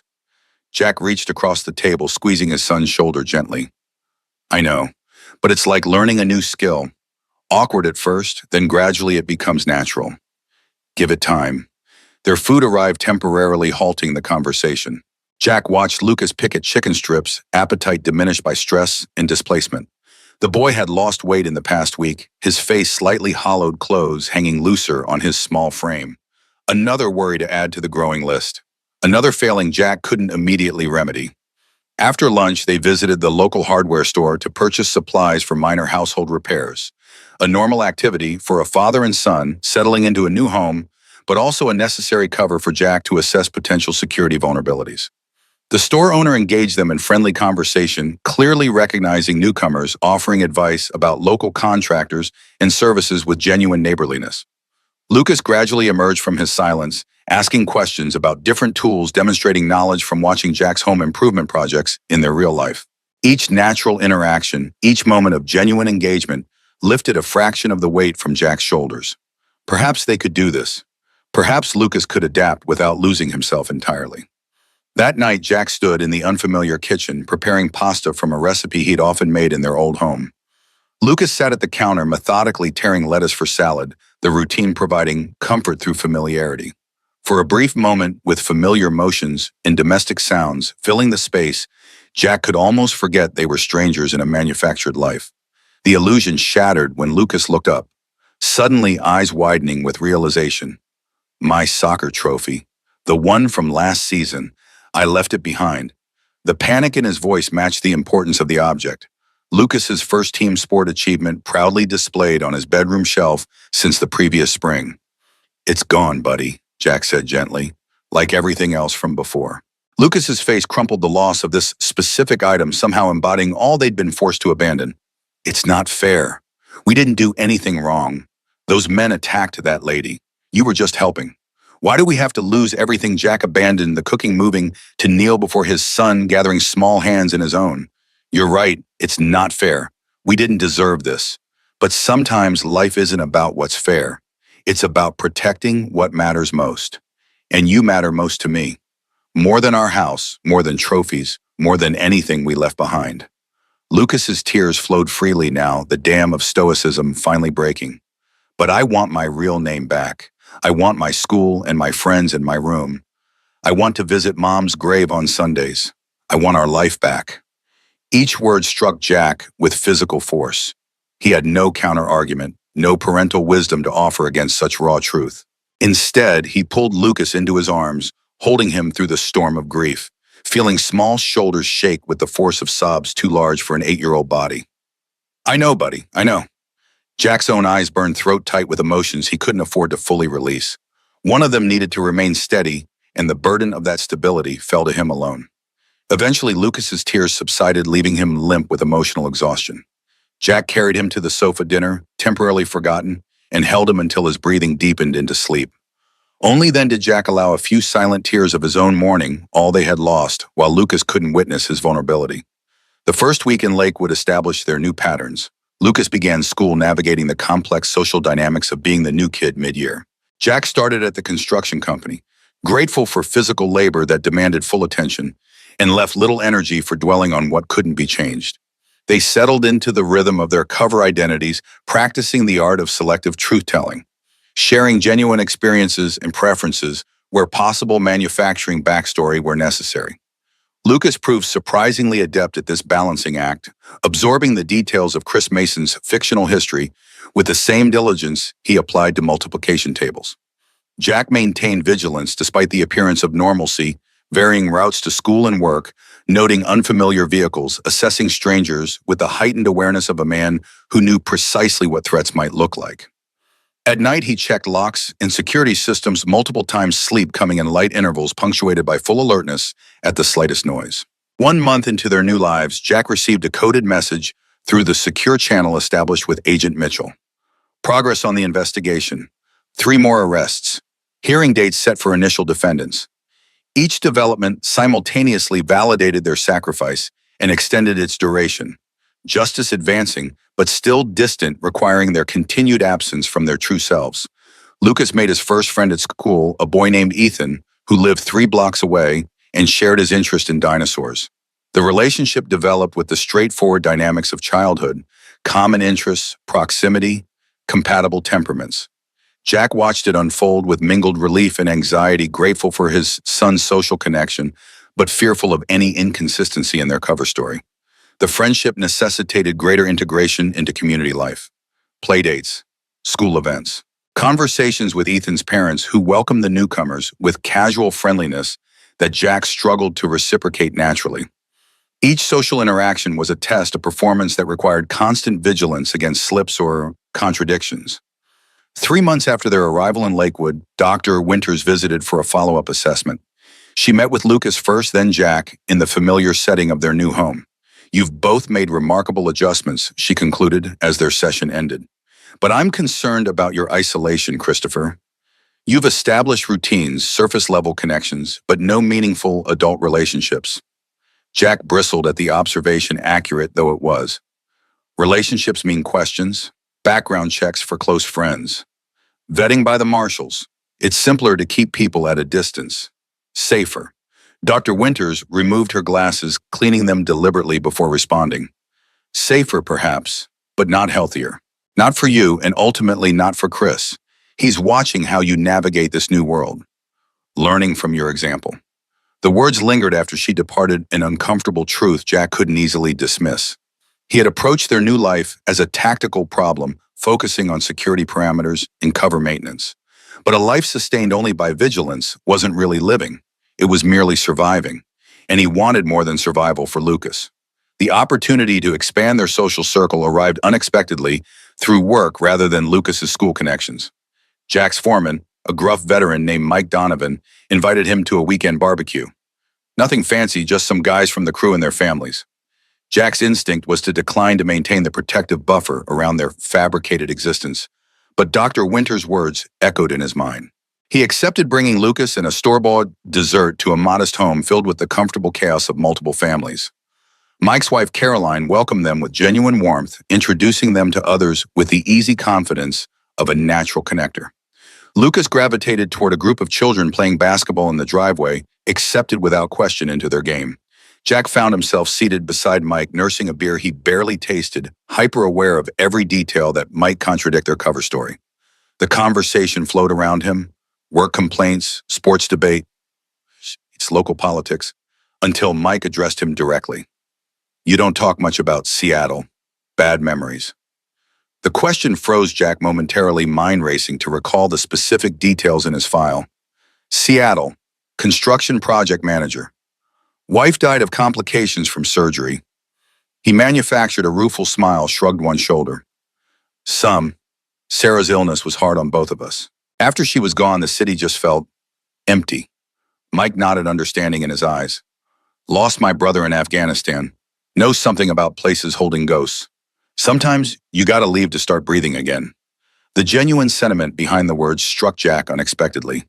Here was a connection based on real grief, real understanding, even if the specific circumstances were fabricated.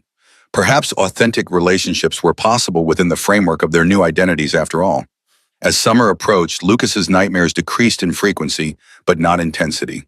He would wake screaming images of faceless men and blood-soaked gravel tangled with newer anxieties about being discovered, about losing this tenuous stability they'd established. Jack developed a routine for these nights. Warm milk, quiet conversation, sleeping beside his son until morning, painted the room with normalcy again. At school, Lucas maintained solid academic performance, but struggled with sustained friendships. He would connect briefly, then withdraw when questions probed too close to forbidden topics. His life before Lakewood, his mother's specific childhood memories that belonged to Lucas Reeves rather than Chris Mason. The pattern concerned Jack, who raised it during their monthly call with Dr. Winters. "He's afraid of getting close, then having to leave again," she explained. "It's a common protective mechanism for children in your situation." The best counter is stability and reassurance. Jack provided both as best he could, creating new traditions to replace those they'd lost. Saturday morning pancakes, Sunday hikes in nearby state parks, Tuesday night chess matches that had evolved from basic instruction to genuine competition. 4 months into their new lives, Jack noticed a black sedan parked 2 blocks from Lucas's school. The vehicle itself wasn't remarkable, a Ford Taurus common enough to blend anywhere. But it appeared 3 days consecutively in slightly different positions, always with a clear view of the main entrance. Jack photographed it, discreetly documented license plates, sent the information through secure channels to Agent Garcia. Her response came within hours. "Not one of ours. Stay alert. Increase surveillance en route." The confirmation of his suspicions sent adrenaline coursing through Jack's system of on-bat readiness, returning with practiced ease. He adjusted his work schedule to personally collect Lucas from school each day, arriving early, positioning himself to observe approaching vehicles and unfamiliar faces. On the 3rd day of this heightened vigilance, Jack spotted the driver. Male, mid-30s, business casual attire, seemingly absorbed in his phone, but positioned for optimal view of the school's exit. A professional conducting surveillance, not an obvious threat, but a clear indication that someone had identified Lakewood as their location, if not their specific identities. Jack resisted the urge to confront the man directly. Instead, he documented everything, maintained normalcy in Lucas's routine while preparing contingency plans. Emergency bags packed and hidden. Escape routes memorized. Safe words established for public situations. The preparations felt grimly familiar. The same protocols he'd established for military operations in hostile territory now applied to a small-town elementary school. Garcia arrived unannounced that weekend, plainclothes and rental car, maintaining their cover while she assessed the situation firsthand. Preliminary analysis suggests he's private sector, she informed Jack, while Lucas was occupied with homework in his room. Likely working for a defense contractor with connections to the case. Not government, but concerning nonetheless. The surveillance continued for a week, then abruptly ceased, the sedan and its driver vanishing as completely as they had appeared. The marshals maintained their assessment that it had been investigative rather than operational surveillance gathering intelligence, rather than preparing for action. The immediate danger had passed, but the breach in their security was undeniable. They've identified Lakewood, Jack stated during a secure call with Agent Mitchell. It's only a matter of time before they narrow it further. Mitchell's voice carried the weight of difficult decisions. We're exploring options. A second relocation is possible, but not ideal. Chris has established connections here. More disruption could compound the trauma. Jack paced the kitchen as they spoke, tension manifesting in physical restlessness. So we wait until they find us specifically. Hope they're just gathering intelligence and not planning something more direct. The edge in his voice betrayed the strain of constant vigilance, of responsibility that never eased. We're increasing protective details, Mitchell assured him, adding resources to the investigation to accelerate the legal proceedings. The sooner we get convictions, the sooner this ends. But the timeline remained frustratingly vague. Months at minimum, likely years before the complex case would conclude and they could consider emerging from hiding. That night, Jack dreamed of the quarry again. The cold air, the smell of stone dust, the weight of the Glock in his hand. But in this version, he missed his shots. The lead man smiled as he raised his weapon, aimed not at Jack, but at Lucas. Jack woke, gasping, sheets soaked with sweat, the phantom sound of gunfire echoing in his ears. He moved silently through the darkened house, checking locks, peering through blinds, at the quiet street, repeating the security ritual that had become as necessary as breathing. In Lucas's room, he stood watching his son sleep, chest rising and falling, in the peaceful rhythm of childhood. The sight steadied him, reminded him why every sacrifice, every moment of fear and uncertainty was necessary. In the morning, Jack called in sick to work, kept Lucas home from school. They needed a day away from routines and watchful eyes from the constant performance of being the Masons. They drove to a state park an hour from Lakewood, hiked trails through old-growth forest until they found a secluded clearing beside a stream. Lucas skipped stones across the water's surface, momentarily free from the constraints of their fabricated lives. Jack watched, memorizing the sound of his son's laughter, the way sunlight filtered through leaves to pattern his hair with dappled gold. These were the moments worth protecting, worth any price they had to pay.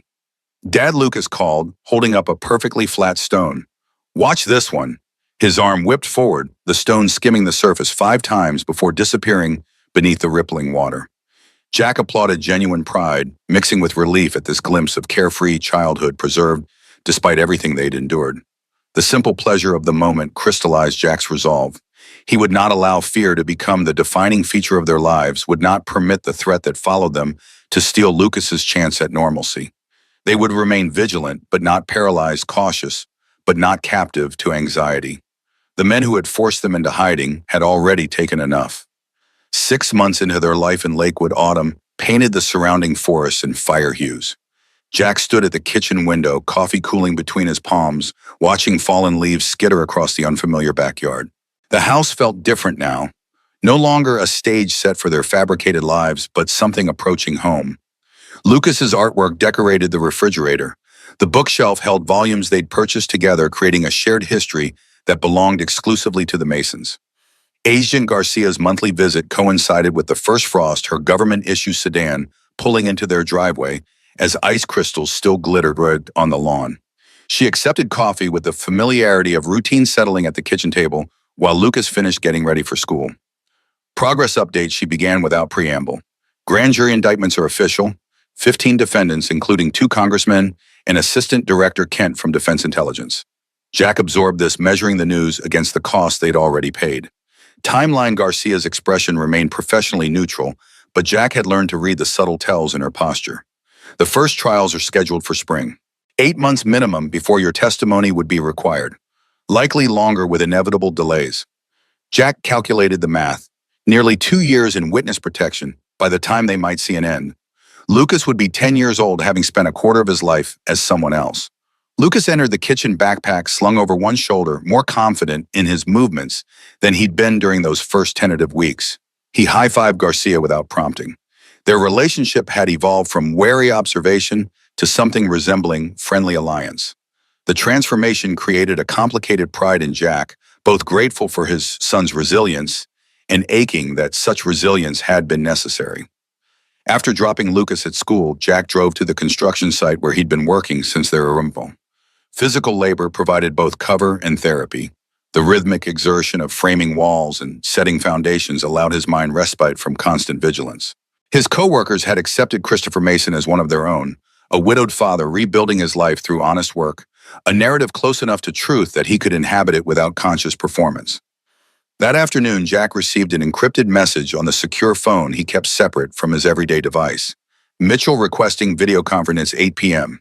Secure channel. Unusual for the FBI agent to bypass the established communication protocols through Garcia. Jack messaged acknowledgement while unease settled between his shoulder blades, instinct warning that deviation from routine rarely brought good news. Lucas sensed his father's tension during dinner, picking at his food with unusual restraint. "Everything okay, Dad?" Jack forced a smile, conscious of how closely his son monitored his moods, how quickly anxiety transferred between them. "Just work stuff, foundation issues on the Anderson project." The lie came easily, another small betrayal in service of protection. After Lucas was settled with homework, Jack locked himself in the home office, initiated the secure connection through encrypted channels. Mitchell's face appeared on screen, the background suggesting he was working late, federal building lighting casting harsh shadows across tired features. His expression confirmed Jack's apprehension before words were exchanged. "We have a problem. Rebecca Wright was attacked yesterday leaving the federal building in Cincinnati." The words landed like physical blows. "Is she alive?" Mitchell nodded grimly. "Stable condition, professional hit, single shot from approximately 600 yards. Sniper missed center mass by inches. Either they're getting sloppy or she got lucky. Either way, it changes the threat assessment for all witnesses." Jack's mind raced through tactical implications. If Division 17's remaining operatives had identified and targeted Rebecca, other witnesses, including Jack and Lucas, could be compromised as well. "We need to move again." Relocate. Mitchell's hesitation telegraphed complexity. "We're evaluating options. The breach appears isolated. Rebecca had requested modified restrictions, was living more publicly than recommended." The clarification should have provided reassurance, but Jack recognized strategic omission in Mitchell's careful phrasing. Rebecca had greater freedom because she was a civilian witness whose testimony supported but wasn't critical to the case. Jack, as direct participant and perpetrator of justified homicide against Division 17 operatives, remained high value both as witness and as potential target for retribution. "What aren't you telling me?" Jack pressed years of operational experience, detecting the gaps in intelligence sharing. Mitchell's shoulders squared slightly. "Decision made. We've identified additional surveillance in Lakewood. Different operatives from the previous team, more sophisticated, harder to detect. Our assessment is they're actively mapping patterns, not just confirming location." The confirmation of Jack's worst fears paradoxically calmed him, adrenaline channeling into focused clarity rather than panic. Options. Mitchell outlined 3: enhanced security at their current location, relocation to a higher security facility, or temporary separation. Lucas moved to maximum security, while Jack remained visible as potential bait. The third option died before full articulation, Jack's expression killing it mid-sentence. "We stay together." Mitchell nodded unsurprised. "Then we recommend relocation, somewhere more isolated, less public exposure, hardened security." But the timing, Jack understood the unspoken concern. Lucas had finally established stability. Friends' school progress, a semblance of normal childhood. Uprooting him again would reset the psychological clock, reopening wounds that had barely begun to heal. "Give me 48 hours to consider alternatives." Mitchell agreed, scheduling another call, ending the connection with instructions to maintain normal routines while exercising heightened vigilance. Jack sat in the darkened office long after the screen went black, calculating risks against benefits, security against normalcy, scenarios spiraling through professional assessment. In Lucas's room, Jack found his son sleeping peacefully, one arm curled around a stuffed triceratops he'd won at the town's harvest festival. The simple vulnerability of childhood preserved despite everything they'd endured. Jack stood watch, mentally cataloging everything he would sacrifice to protect this small, precious life, everything he already had. Morning arrived with unwelcome clarity. Jack prepared Lucas's lunch, packed his backpack, maintained the comforting rhythm of daily routine while hyper-aware of their potential audience. Through the kitchen window, he cataloged cars lining the suburban street, noting a dark sedan parked 3 houses down. Possible surveillance, though too obvious for professionals unless intentionally so. At school drop-off, Jack scanned the perimeter with practiced efficiency, identifying potential overwatch positions, escape routes, security vulnerabilities. Lucas noticed his perceptions sharpened by shared trauma. "You're doing the thing again." Jack forced his posture to relax, his expression to soften. What thing is that, the Navy SEAL thing, where your eyes get all super focused and you look at everything like it might explode? The accuracy of the observation startled a genuine laugh from Jack, momentarily breaking the tension.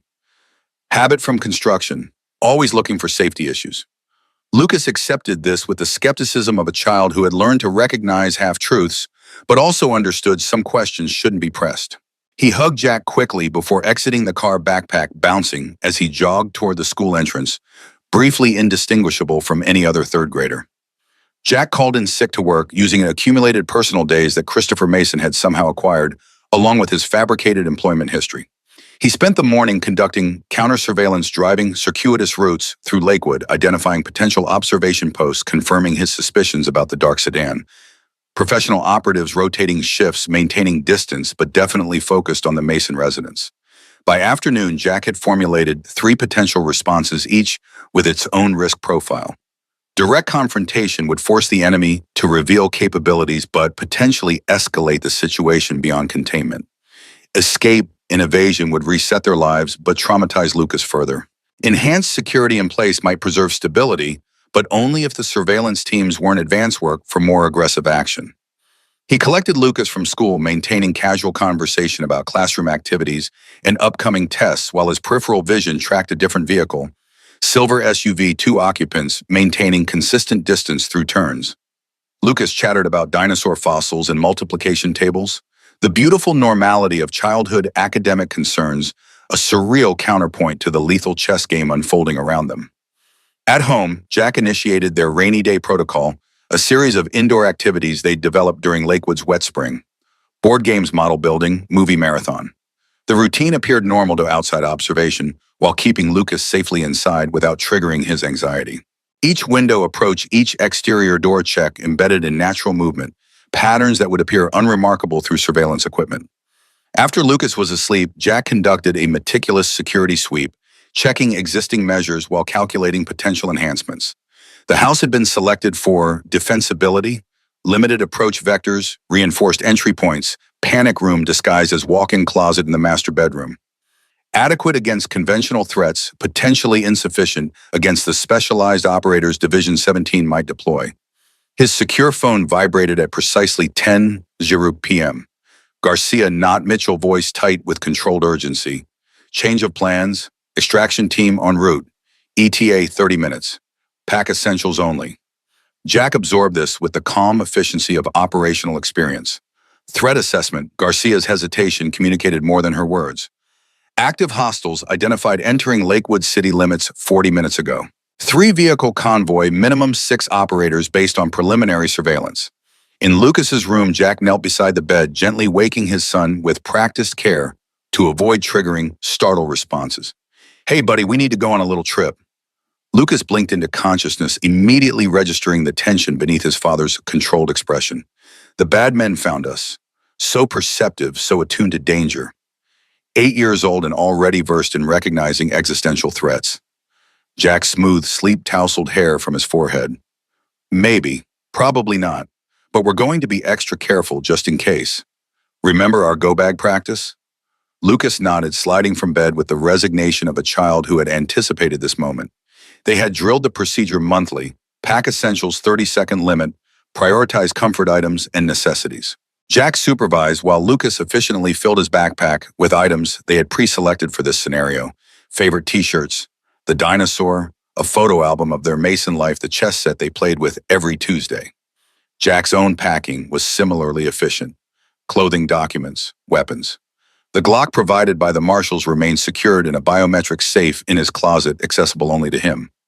He removed it now, checking the magazine in action with automatic precision muscle memory from years of service, reactivating without conscious direction. 20 minutes after Garcia's call, they waited in the darkened living room, bags by the door, lights extinguished. Lucas sat close against Jack's side, small body vibrating with suppressed tension. The waiting was always hardest. Jack had learned this through multiple combat deployments, was learning it again through his son's accelerated education and survival. Anticipation stretched nerves tighter than actual danger. Imagination conjuring threats more terrible than reality usually delivered. Headlights swept across the front yard. Two vehicles approaching with dim beams, moving with the deliberate pace of operational protocol call rather than the aggressive speed of assault.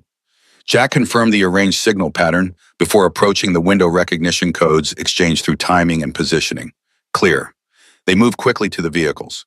Unmarked SUVs with government plates, 4 agents visibly armed, professional in their efficiency. Lucas climbed into the second vehicle, as instructed, Jack following doors secured before the driver accelerated smoothly away from the curb. The first SUV took point, establishing convoy formation as they navigated residential streets toward the highway. 10 minutes into the extraction, radio communication crackled between vehicles. Garcia's voice tension elevated. Possible pursuit identified. Black sedan, 2 occupants turned onto Route 16 30 seconds after convoy. The information processed through Jack's tactical filter, professional surveillance transitioning to pursuit, suggesting the extraction had been detected despite precautions. The convoy increased speed, maneuvering through sparse late-night traffic with controlled urgency. Lucas pressed closer to Jack's side, sensing the shift in energy despite the absence of explicit explanation. Jack maintained physical contact, one arm around narrow shoulders, steadying presence against escalating danger. The lead SUV suddenly accelerated, driver executing a practiced tactical maneuver to create distance from civilian vehicles. In their SUV, the agent riding shotgun unholstered his weapon, chambering around with practiced efficiency. Jack recognized the transition from precautionary movement to active defensive posture. The threat assessment had escalated. Lucas's breath caught, eyes wide as he registered the weapon. Jack tightened his protective embrace, voice deliberately calm. "It's okay. These guys are really good at their job. They're just being extra careful." The attempted reassurance felt hollow against the visual evidence of imminent threat, but Lucas nodded, trust in his father momentarily outweighing observable reality. Through the rear window, headlights appeared closing distance with purposeful acceleration. The pursuing vehicle had abandoned pretense of covert surveillance, shifting to aggressive interception tactics. Their driver executed a sharp exit from the highway, the convoy abruptly transitioning from main thoroughfare to secondary roads, attempting to use terrain and reduce traffic to create tactical advantage. The pursuing sedan maintained contact, joined now by a second vehicle converging from a parallel road. Coordination indicating planned response rather than opportunistic pursuit. The lead SUV increased separation, creating space for evasive maneuvers, while the communications officer reported their position and situation through encrypted channels. The first impact came without warning, the second pursuit vehicle accelerating alongside their SUV, then swerving sharply into their right rear quarter panel. Professional precision in the maneuver designed to destabilize without disabling, forcing their driver to compensate while maintaining control. Lucas cried out the sound, triggering instinctive protective response. Jack pulled him down below window level, shielding the small body with his own, as their driver executed countermaneuvers, wrestling the vehicle back into stable trajectory. The agent in the passenger seat turned, weapon raised, but held in ready position rather than firing. Rules of engagement unclear without positive identification of hostile intent. The lead SUV abruptly braked, creating deliberate collision with the first pursuit vehicle, tactical sacrifice to disrupt the coordinated attack. Metal screamed against metal as the pursuing sedan's front end crumpled, airbags deploying, temporarily eliminating one threat. Their SUV swerved around the controlled crash, accelerating away as the second pursuit vehicle hesitated, formation disrupted. Sanctuary Point 6 miles ahead, the communications officer reported coordinates confirmed through secure channels. Safe House Delta hardened facility reinforcements en route. The information registered in Jack's operational awareness as he maintained protective position over Lucas, cataloging options if the extraction team failed to reach the designated security point. The second pursuit vehicle recovered quickly, accelerating to close distance. The distinctive muzzle flash of automatic weapons fire erupted from the passenger window rounds, impacting their rear windshield. Ballistic glass fracturing, but holding. Lucas screamed, the sound primitive with terror, cutting through Jack's combat focus like nothing in his operational experience ever had. Their driver executed evasive patterns while maintaining forward progress toward the safe house, professional discipline overriding the natural instinct to retreat from incoming fire. The agent in the passenger seat returned controlled fire, aimed shots rather than suppressive volume, targeting the pursuit vehicle's engine block and front tires rather than occupants. Jack maintained protective coverage, body curled around Lucas, creating human armor against ballistic threats. His son's small frame shook with silent tears, face pressed against Jack's chest, hands clutching his shirt with desperate strength. "It's going to be okay. I've got you. I won't let anything happen to you." The promises felt simultaneously absolute in intent and tenuous in capability. Jack would die protecting his son, but even that ultimate sacrifice might prove insufficient against determined professional operators.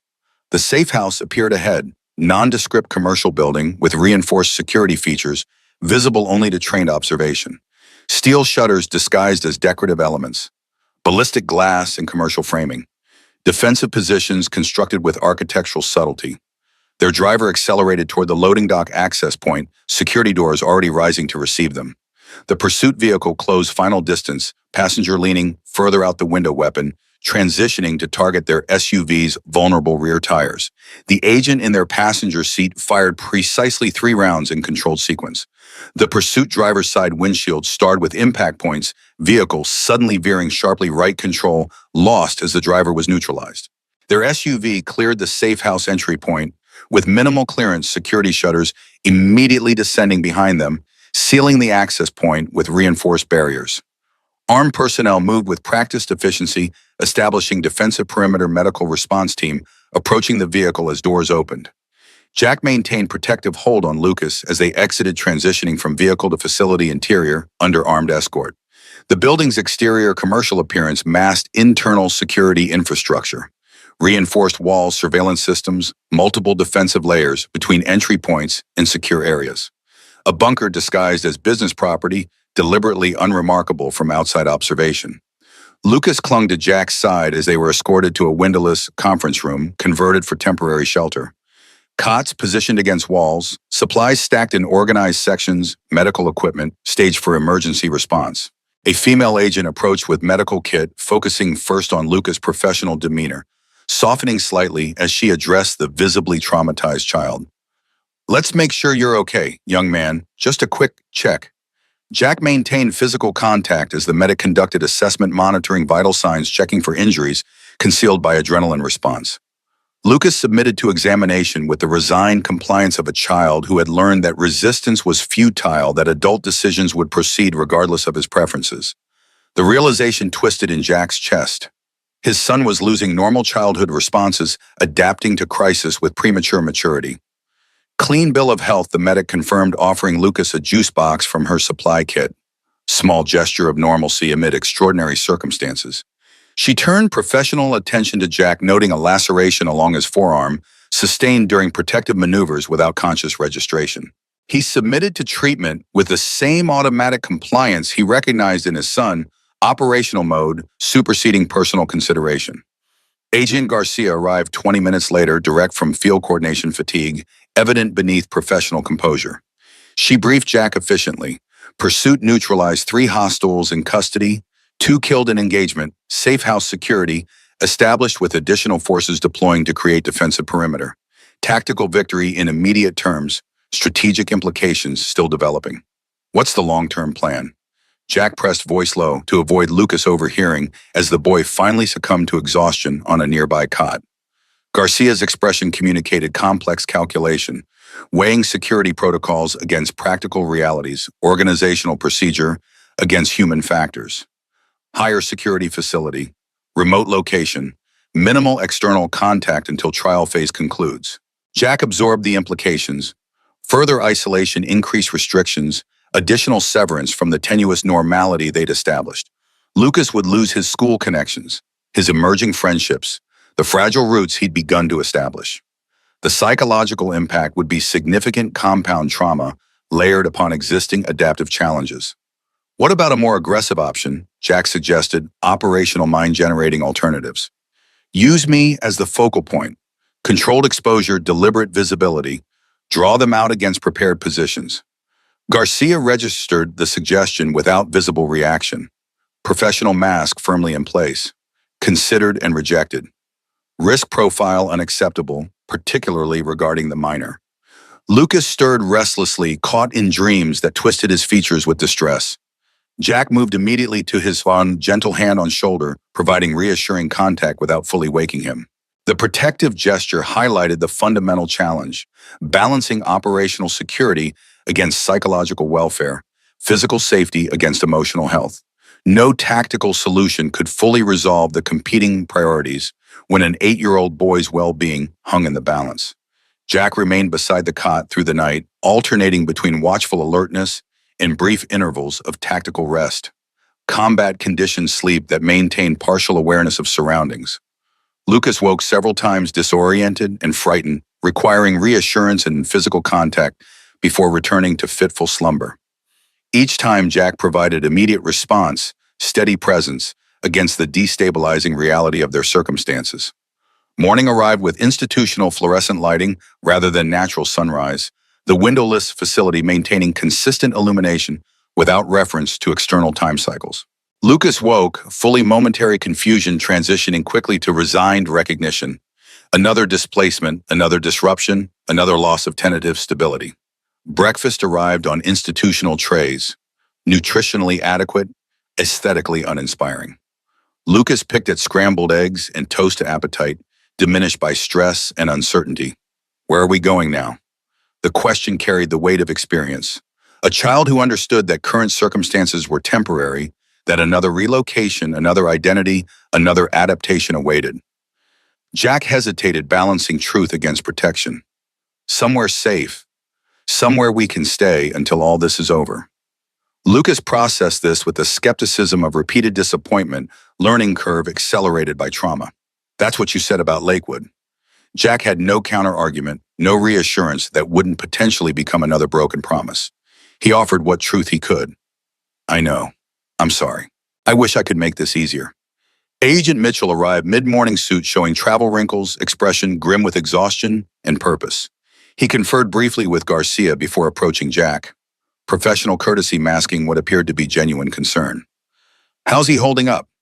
Jack glanced toward Lucas, currently engaged with a tablet loaded with educational games. Attempted normalcy in surreal circumstances.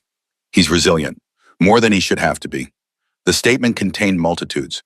Pride in his son's strength, rage at the necessity, grief for the childhood being systematically dismantled by forces beyond their control. Mitchell nodded, understanding the complex emotional terrain without requiring explicit articulation. The conversation transitioned to operational briefing. Analysis of the pursuit intelligence gathered from captured operatives, revised security protocols for witness protection. The attackers were confirmed Division 17 assets operating with reduced official support but maintaining professional capabilities. Their identification of the Masons' location suggested sophisticated intelligence gathering rather than opportunistic discovery. Containment has been compromised, Mitchell acknowledged, addressing the fundamental security breach directly. We need to modify our approach. Conventional witness protection parameters are insufficient against this level of organized pursuit. The statement confirmed Jack's tactical assessment. They were facing specialized operators with training and resources that exceeded standard criminal threats. What's the alternative? Jack pressed strategic mind-generating and discarding options with automatic efficiency. Mitchell shared a tablet screen displaying facility schematics, remote location, mountainous terrain, extensive security infrastructure. Special operations facility repurposed for high-value asset protection. Self-contained, defensible, isolated from civilian population. A fortress, Jack translated, recognizing the tactical advantages and psychological limitations of the proposed solution. Mitchell didn't dispute the characterization. The most secure option available outside military installations, completely off official records, known only to select personnel with appropriate clearance levels. They can't compromise what doesn't exist in documented form. The practical benefits were undeniable. Security parameters that would effectively eliminate external threat access, comprehensive protective measures, professional personnel with specialized training. The human cost was equally clear. Complete isolation for Lucas, removal from social development opportunities, confinement in institutional environment for indeterminate duration. How long? Jack demanded, core concern transcending tactical considerations. Mitchell's hesitation communicated uncomfortable reality. Minimum 6 months until initial trial phase. Likely 12 to 18 before proceedings conclude, and threat assessment can be downgraded. Potentially 2 years of Lucas's childhood spent in glorified captivity, developing an artificial environment without normal social interactions. The magnitude of the sacrifice struck Jack with physical force. Nearly a quarter of his son's life to date, crucial developmental years. Formative experiences all conducted within security parameters rather than normal childhood contexts. The operational necessity warred with parental instinct protection, requiring damage of different kind. I need to discuss this with him. Mitchell appeared surprised by the statement, instinctive institutional response treating the child as subject rather than participant. Jack's expression hardened, non-negotiable, boundary established. He's 8 years old, not a package to be relocated without consultation. He's lost enough control over his life already.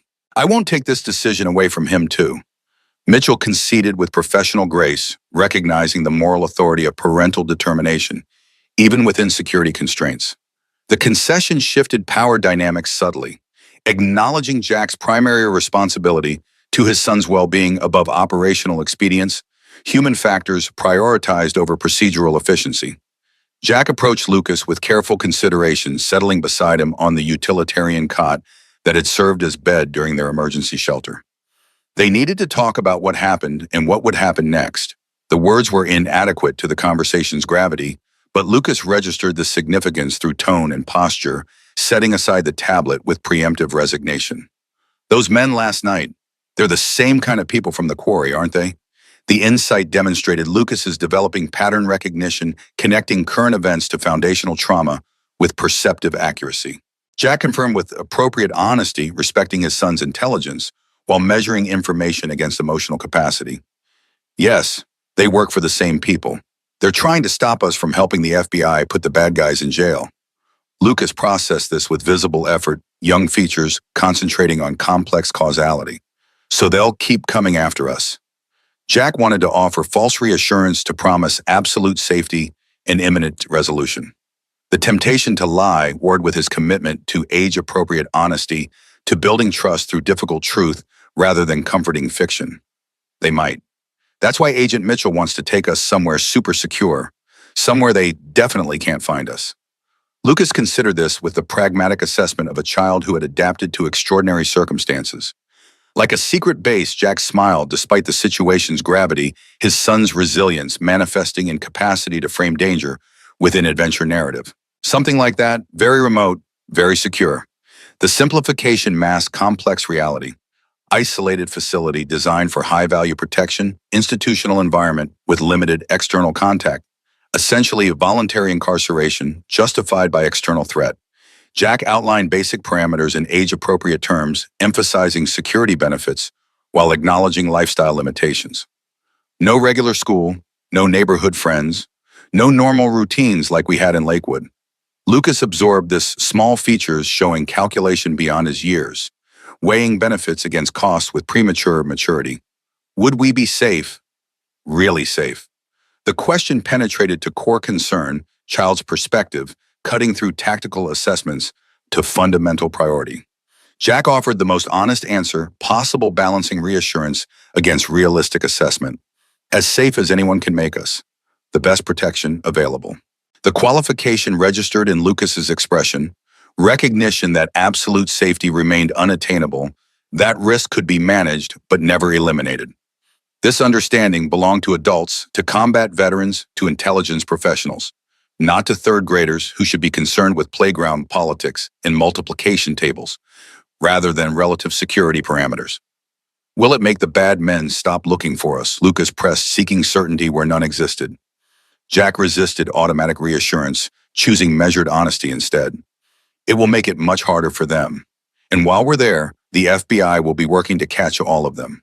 Put them in jail where they can't hurt anyone.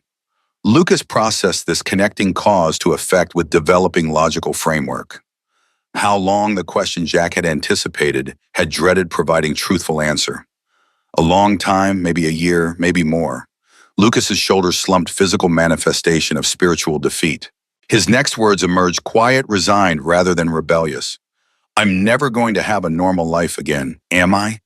The question lanced through Jack's defenses, paternal protective instinct, colliding with operational reality. He gathered Lucas close physical comfort where verbal reassurance would ring false. That's not true. This won't last forever. We'll get through this, and then we'll build whatever kind of normal life you want. The promise felt simultaneously essential and tenuous, absolute in intent, uncertain in execution, dependent on factors beyond his control. Lucas accepted the embrace without resistance, but without his earlier desperate clinging, emotional adjustment already progressing toward premature self-containment. When do we leave? The practical question reflected emotional resignation, acceptance of inevitable displacement after multiple similar experiences. Soon. Tomorrow, maybe. The FBI is getting everything ready. Jack maintained physical connection as he outlined what little he knew about their destination. Mountain location, specialized facility, comprehensive services within security perimeter. Lucas listened with unnatural stillness, processing information without typical childhood questions or protests. Adaptation mechanisms engaging with disturbing efficiency. What about my stuff? The question reflected natural childhood priorities. Possessions representing stability and identity amid chaos and displacement. We had to leave it behind, buddy. Jack felt the admission like physical pain, another loss in accumulating collection. But they'll bring us new things, whatever you need. Lucas nodded, accepting this latest sacrifice with resignation born of repeated experience. Not the first possessions left behind, not the first attachments severed by necessity. The psychological impact of such repeated disruption would require professional intervention, long-term therapy to process compound trauma and develop healthy coping mechanisms. I just want my chess set, the one we play with on Tuesdays. Such a small request amid catastrophic disruption. Continuity of single ritual, representing stability and connection.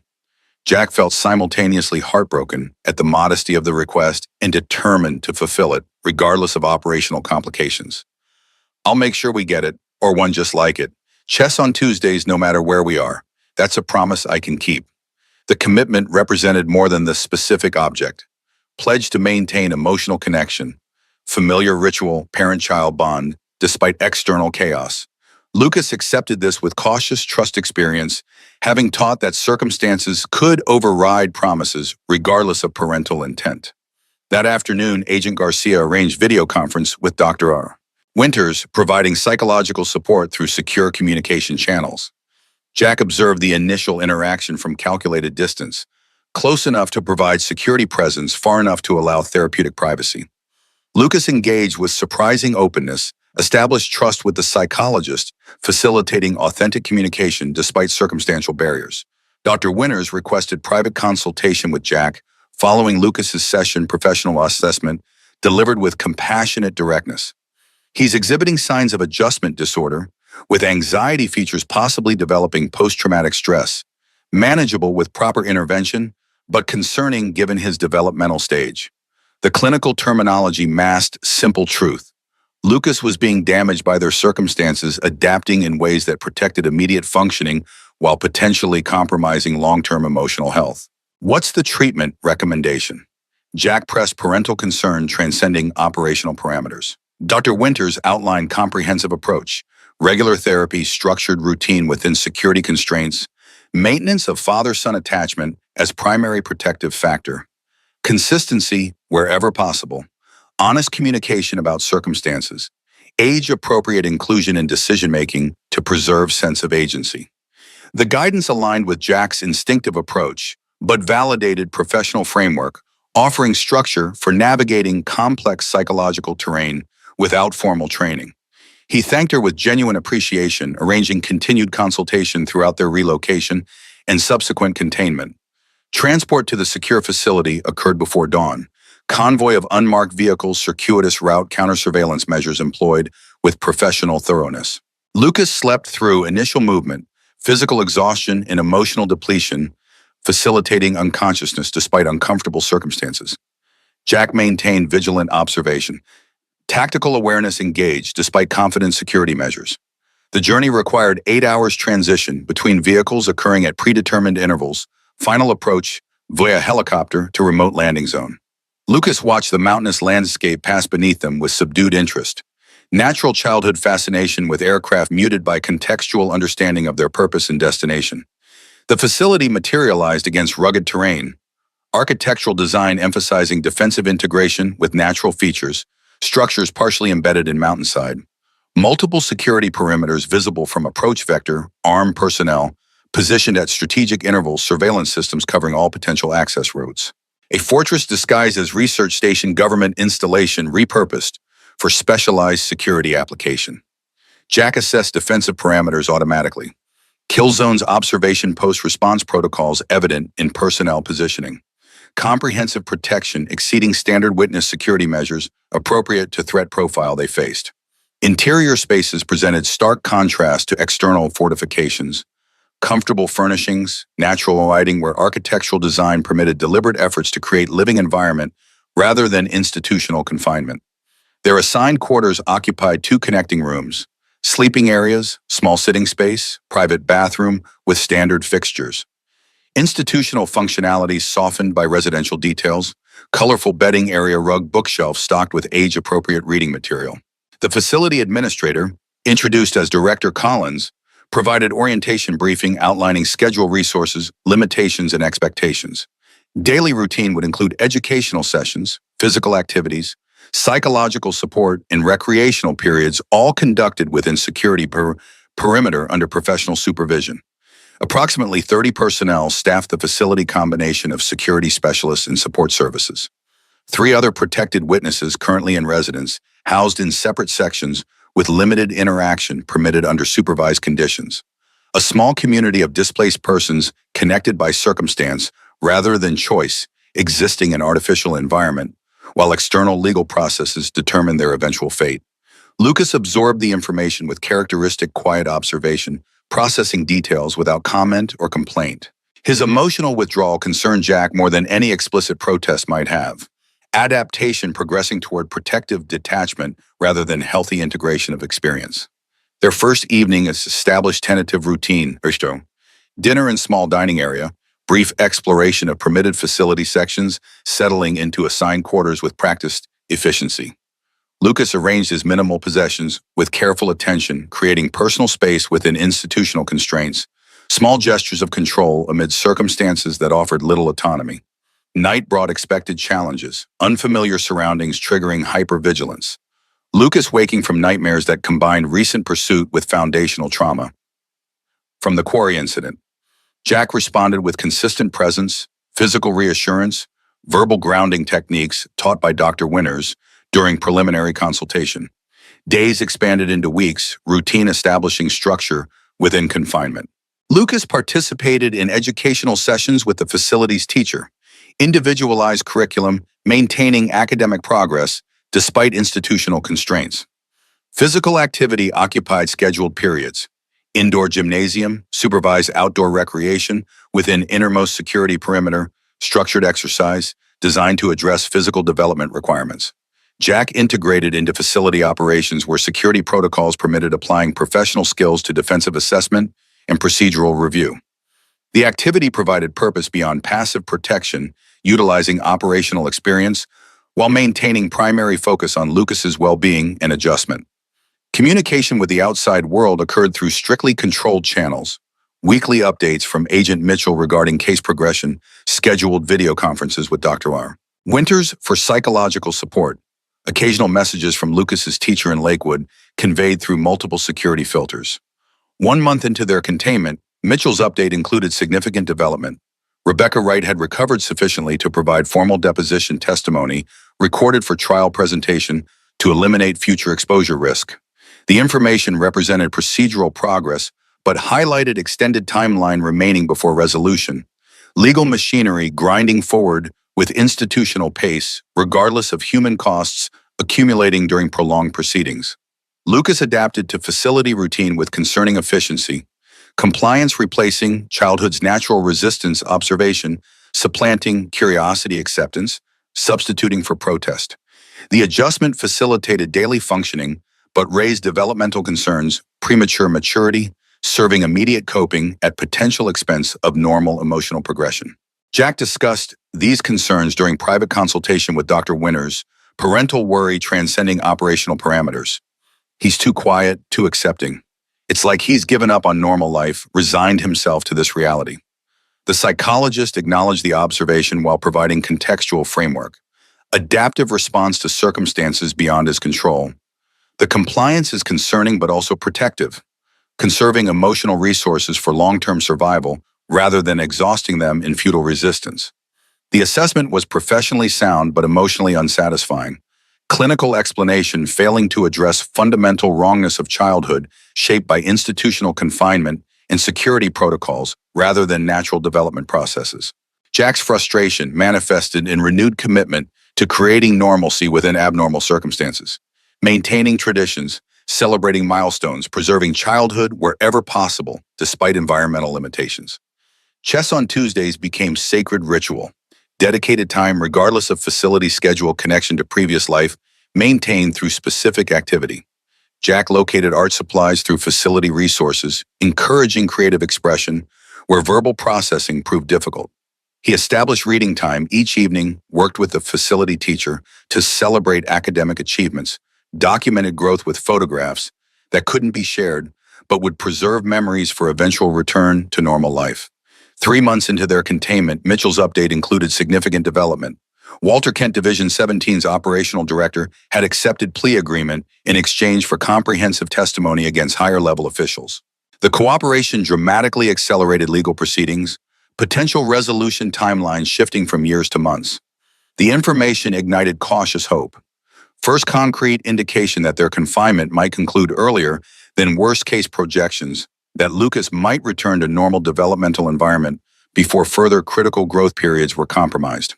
Jack shared carefully measured version with Lucas, balancing hope against potential disappointment if his circumstances changed. 5 months after facility arrival, trial proceedings began against primary defendants, congressional representatives, Defense Department officials, private contractors who had facilitated Division 17's extrajudicial operations. Mitchell provided regular updates as prosecution presented evidence, including Rebecca Wright's recorded testimony and comprehensive documentation assembled through federal investigation. Jack's recorded testimony was presented during third trial week. Deposition taken within facility security parameters, eliminating transportation risk, while fulfilling evidentiary requirements. Lucas observed the preparation process with somber understanding, comprehending the connection between his father's statements and their continued confinement without requiring explicit explanation.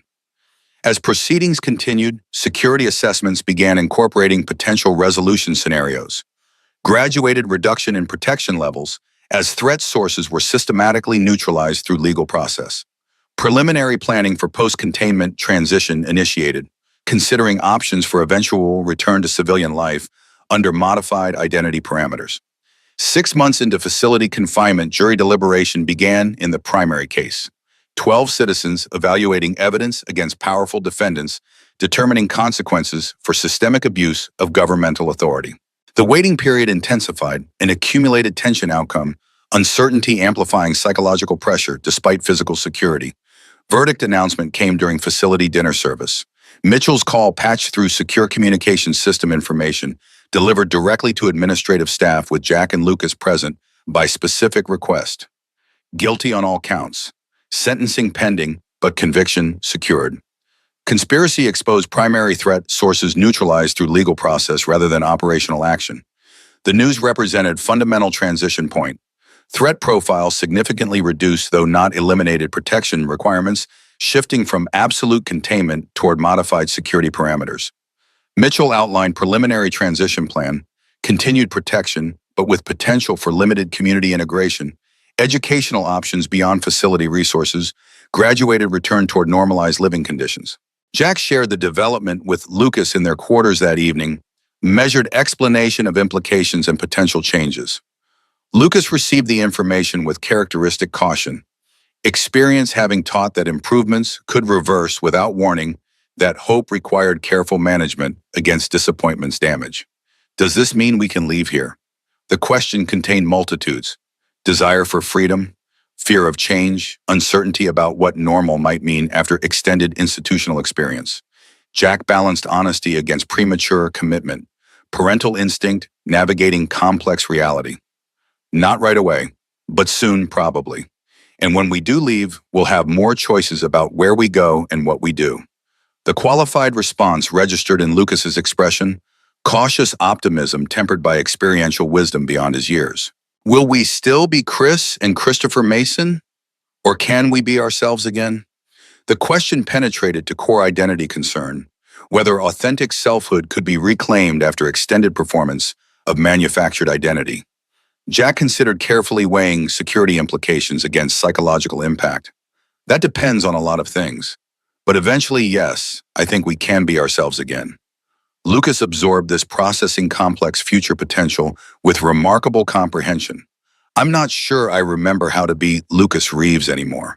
The admission struck Jack with physical force, fundamental identity disruption, expressed with child's directness, complex psychological impact distilled to essential truth. His response emerged from parental core rather than tactical calculation. You're still Lucas Reeves. You've always been no matter what name we've used. And I've always been your dad no matter what anyone called me. The affirmation represented absolute truth amid circumstantial compromise. Core identity maintained beneath necessary adaptations. Fundamental relationship preserved despite external pressures. Lucas accepted this with visible emotional response. First tears in months breaking through adaptive detachment, genuine connection, penetrating protective withdrawal. Jack gathered him close, physical comfort transcending verbal reassurance, shared vulnerability, creating space for authentic emotion rather than performed composure. It's okay to be confused, to be scared about what happens next. I am too, sometimes. But we'll figure it out together just like we've figured out everything else. The moment marked transition point, from survival orientation toward recovery, perspective, from endurance toward healing, from passive acceptance toward active participation in determining their future. The path ahead remained complex with numerous challenges and uncertain timeline, but fundamental shift had occurred in their orientation toward that future. 1 month after verdict announcement, Mitchell presented comprehensive transition plan, relocation to moderate security housing in small Montana community, continued protection at reduced intensity, gradual integration into civilian environment with professional support throughout adjustment process. The proposal balanced security requirements against psychological needs, particularly Lucas's developmental considerations after extended institutional confinement. The plan included options for eventual identity resolution, potential return to original names following complete threat neutralization through sentencing, and incarceration of all primary actors or permanent maintenance of Mason identities with modified background parameters, allowing greater authenticity while preserving security. Jack discussed the possibilities with Lucas, age-appropriate explanation of choices and implications, genuine inclusion in decision-making process. The conversation represented significant departure from previous necessity-driven relocations. Options rather than imperatives, choices rather than commands, agency rather than compliance. Montana transition occurred during early spring mountain landscape emerging from winter dormancy as they emerged from institutional confinement. Their new residents balanced security with normalcy, standard home with enhanced protective measures, regular community interaction with prudent precautions, graduated return to conventional living patterns. Lucas entered local school with appropriate support, educational assessment determining optimal placement, psychological resources addressing transition. Challenges, social integration facilitated through structured introduction. Initial adjustment presented expected difficulties, institutional behaviors requiring modification, social skills, demanding development, academic performance, temporarily affected by environmental change. Jack maintained consistent supportive presence throughout the transition process as balancing protective instinct against developmental requirements, facilitating independence while ensuring security. Their relationship evolved from survival, partnership, toward healthier parent-child dynamic mutual dependence, gradually resolving toward appropriate developmental boundaries. 5 years after the quarry incident, legal proceedings finally concluded. All principal defendants sentenced, conspiracy thoroughly dismantled, threat assessment downgraded to minimal concern. Mitchell presented final resolution options during scheduled consultation, complete release from witness protection with return to original identities or permanent adoption of established Mason identities with removal of remaining operational restrictions. The decision required serious consideration. Lucas, now 13, having spent 5 formative years as Chris Mason, developing identity and connections under that name. Return to Lucas Reeves would require explaining complex history to social connections, potentially disrupting established relationships, revisiting traumatic experiences through necessary disclosures. Jack presented the options without predetermined outcome, respecting Lucas's maturity and personal investment in the decision. Considerations extended beyond practical concerns to fundamental questions of identity and authenticity: who they had been, who they had become, who they would choose to be moving forward. After careful consideration, family consultation with Dr. Winter's continued support, they chose middle path, maintaining Mason identities in public contexts while privately reclaiming original names, truths shared selectively with closest connections on rather than broadly disclosed. The compromise honored both past and present, acknowledging complex reality of lives interrupted and reconstructed through extraordinary circumstances. Tuesday evening, 5 years from their original displacement, found Jack and Lucas, privately using original names while publicly maintaining established identities, standing in the cereal aisle of their local grocery store. The routine shared characteristics with their pre-trauma tradition while incorporating adaptations from intervening experiences. Lucas, now teenaged with lengthening limbs and deepening voice, selected cereal with deliberate consideration rather than childhood impulse. The difference represented normal developmental progression rather than trauma response, natural maturation rather than forced adaptation. Jack watched with quiet appreciation for ordinary teenage behavior emerging from extraordinary circumstances. Dad, Lucas began as they moved through familiar routine. Do you ever wonder what would have happened if you hadn't helped Rebecca that night? If we just walked away? The question represented healthy processing rather than rumination, curiosity rather than fixation, integration of experience rather than traumatic preoccupation. Jack considered thoughtfully respecting the question's legitimacy. Sometimes. But I couldn't have lived with myself, and I wouldn't want to teach you that walking away was the right choice when someone needed help. Lucas nodded, absorbing the perspective with adolescent seriousness. I think about it too, not wishing it different exactly, just wondering. The capacity to engage with pivotal experience without being consumed by it demonstrated psychological recovery, past events informing rather than defining present identity. Jack recognized the healthy integration with profound gratitude, professional intervention, and personal resilience, combining to facilitate recovery that had once seemed distant possibility rather than achievable outcome. They completed shopping with comfortable conversation, loaded grocery bags, drove home through familiar community where they had established genuine connections despite necessary boundaries around complete disclosure. The house they shared had become true home rather than tactical location. Personal history accumulated through ordinary experiences rather than extraordinary disruptions. That night, after typical evening routine of homework supervision and shared activities, Jack paused in Lucas's doorway, observing his son engaged in reading. Ordinary teenage behavior in ordinary setting, remarkable only in contrast to what might have been under different resolution. The journey from that restroom confrontation to present moment had traversed extraordinary terrain: trauma and recovery, danger and safety, institutional confinement, and community integration. Throughout that journey, the central commitment had remained constant: protection transcending physical safety to encompass psychological well-being, development of resilience, rather than mere survival.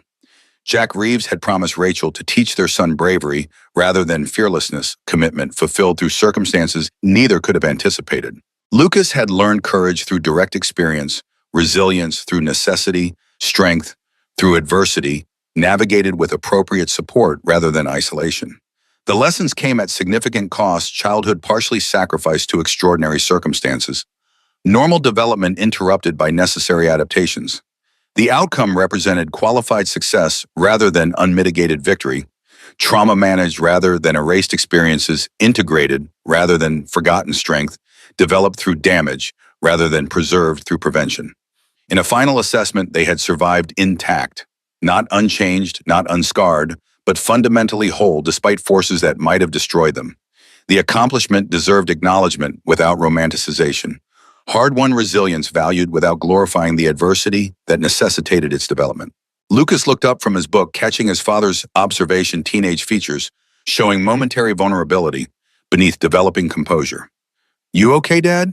The question reflected natural role reversal of advancing adolescence, child beginning to demonstrate concern for parent rather than exclusively receiving protective attention. Jack smiled, genuine emotion breaking through habitual vigilance. I'm good, buddy, just thinking about how far we've come. Lucas returned the smile with adolescent self-consciousness, authentic connection, penetrating age-appropriate reserve. Yeah, we did pretty good considering everything. The understated assessment contained profound truth, quiet acknowledgement of extraordinary journey navigated without surrender to circumstances that might have broken lesser spirits. Jack nodded, accepting the evaluation with equal measure of pride and humility. That's one way to put it. I'd say we did better than good. We did what mattered. We stayed together, stayed ourselves underneath everything else. Lucas considered this thoughtfulness reflecting developing maturity. Even when we had different names, we were still us. The observation demonstrated fundamental resilience, core identity maintained despite external pressures, authentic selfhood preserved beneath necessary adaptations. Jack confirmed with conviction, born of shared experience rather than theoretical assertion. Always. No matter what happened around us or what anyone called us. The truth represented ultimate victory against forces that had sought to destroy them. Physical survival achieved psychological integrity, maintained relationship preserved, and strengthened rather than damaged through trauma. The accomplishment transcended tactical success to achieve strategic triumph, not merely surviving danger, but emerging from adversity with essential humanity intact.